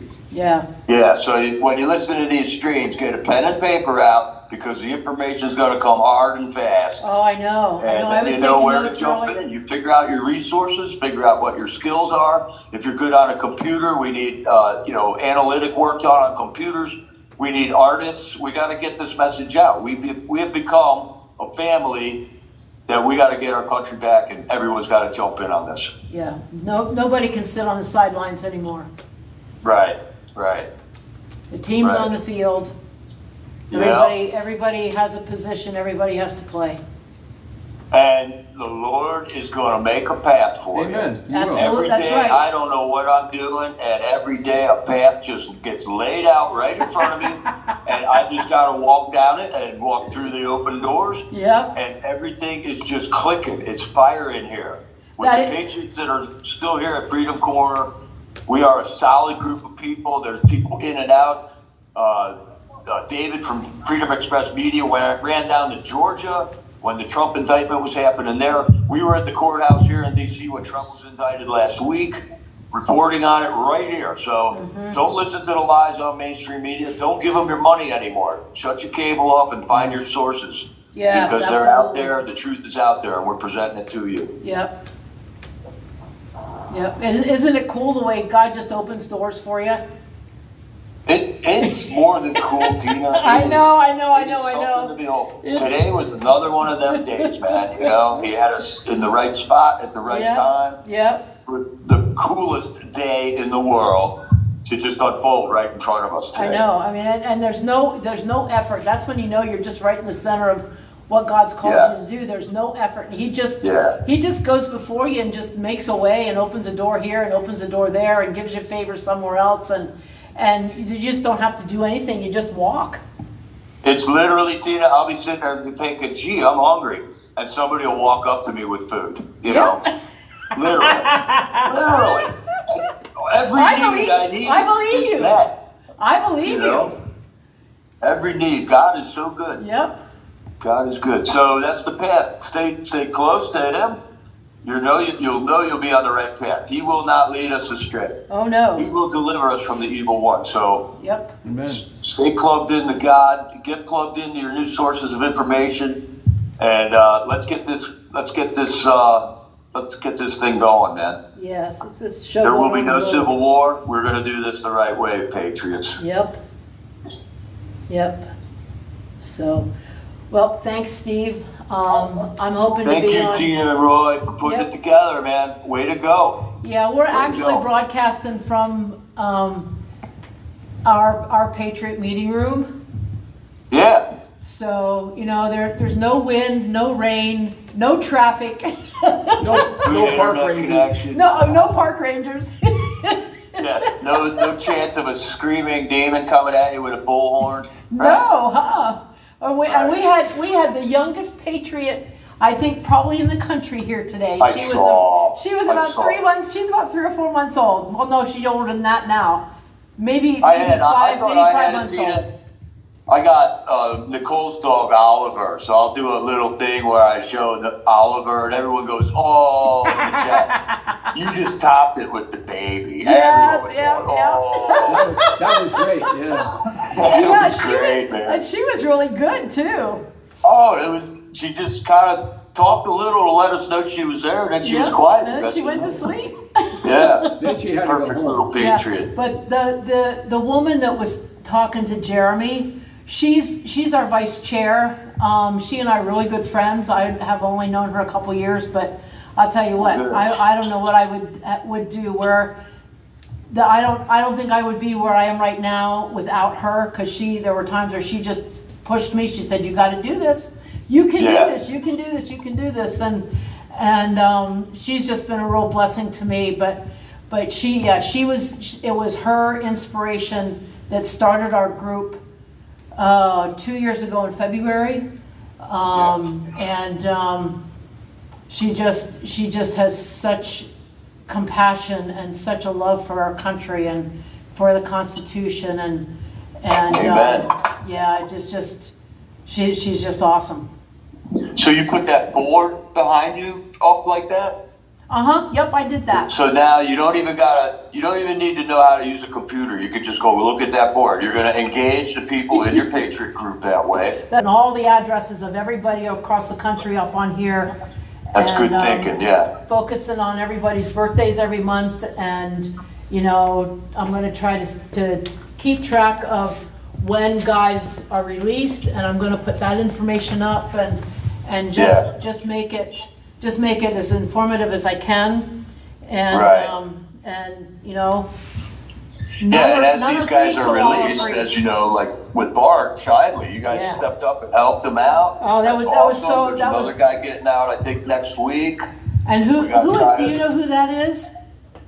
I believe it's Daryl Neely. That's what I thought. That's who I had heard. And I don't know that we're going to be able to do. Yeah, I don't know whether we're going to be able to do what we did for Bart for everyone who comes out, because it's going to be all over the country. Right. But I really want to be able to meet the needs of at least the guys in PA when they get out. But I'll tell you what, I'm so proud of our group. They just stepped up everything that I had put together on the list, and I just started thinking, what would I need to get started if I was in a position where I had nothing. And I put the list together, and everybody stepped up, and not one item on the list was not provided for. Wow, that's fantastic. Yeah. That is fantastic. Yeah. I got to meet Bart when he got out that day. He's such a sweetheart, and so humble, and just a quietness about him. But there's a strength inside of him that it's Jesus. Jesus is the strength in him. I know that. Yeah. I was getting there. My toes are hurting. I tramped on them. Yes, and it's like I said earlier when I was talking about him, that was one thing that I picked up on during our visit yesterday, is that regardless of what he went through, all the things he went through, he never compromised his faith. That's right. Just like, he never compromised his faith. And there were a couple times that he had to make some tough decisions and do some tough stuff, but he said it was the right thing to do, and he said, so I did it. Yeah. And because he said he has to answer to the Lord for all of his decisions, and said it was the right thing to do. We will all stand before the Lord. Yeah. That's right. And but yeah, he's doing good. I'll send you a picture of his puppies. Oh, he got the dogs, yeah. Well, he has purchased them, or at least put a down payment on them. He won't get them until the end of September. They're about 3 weeks old right now. But he's looking forward. He's excited about getting them, but I'll send you a picture. He texted us a picture yesterday of the puppies. They're just so cute. Oh yeah. Hey guys. Yeah, who doesn't like puppies, man? Yeah. I know.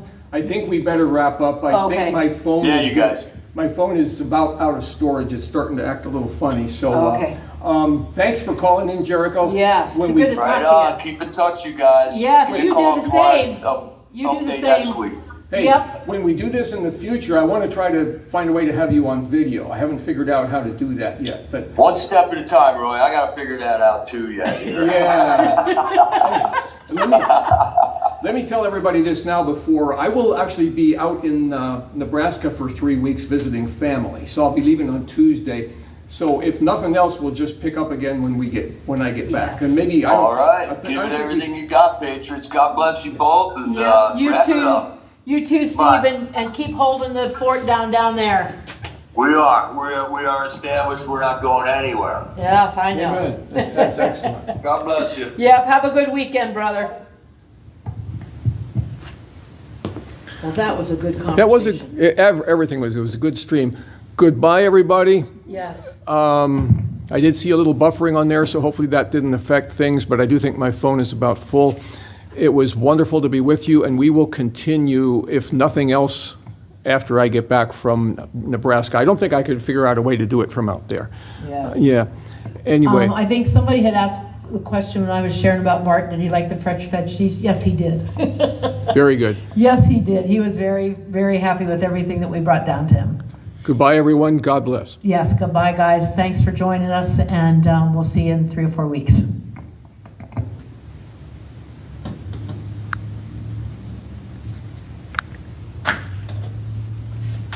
Yeah, I was going to answer that question, and then the phone rang, and then I just never got back to it. So I wanted to make sure that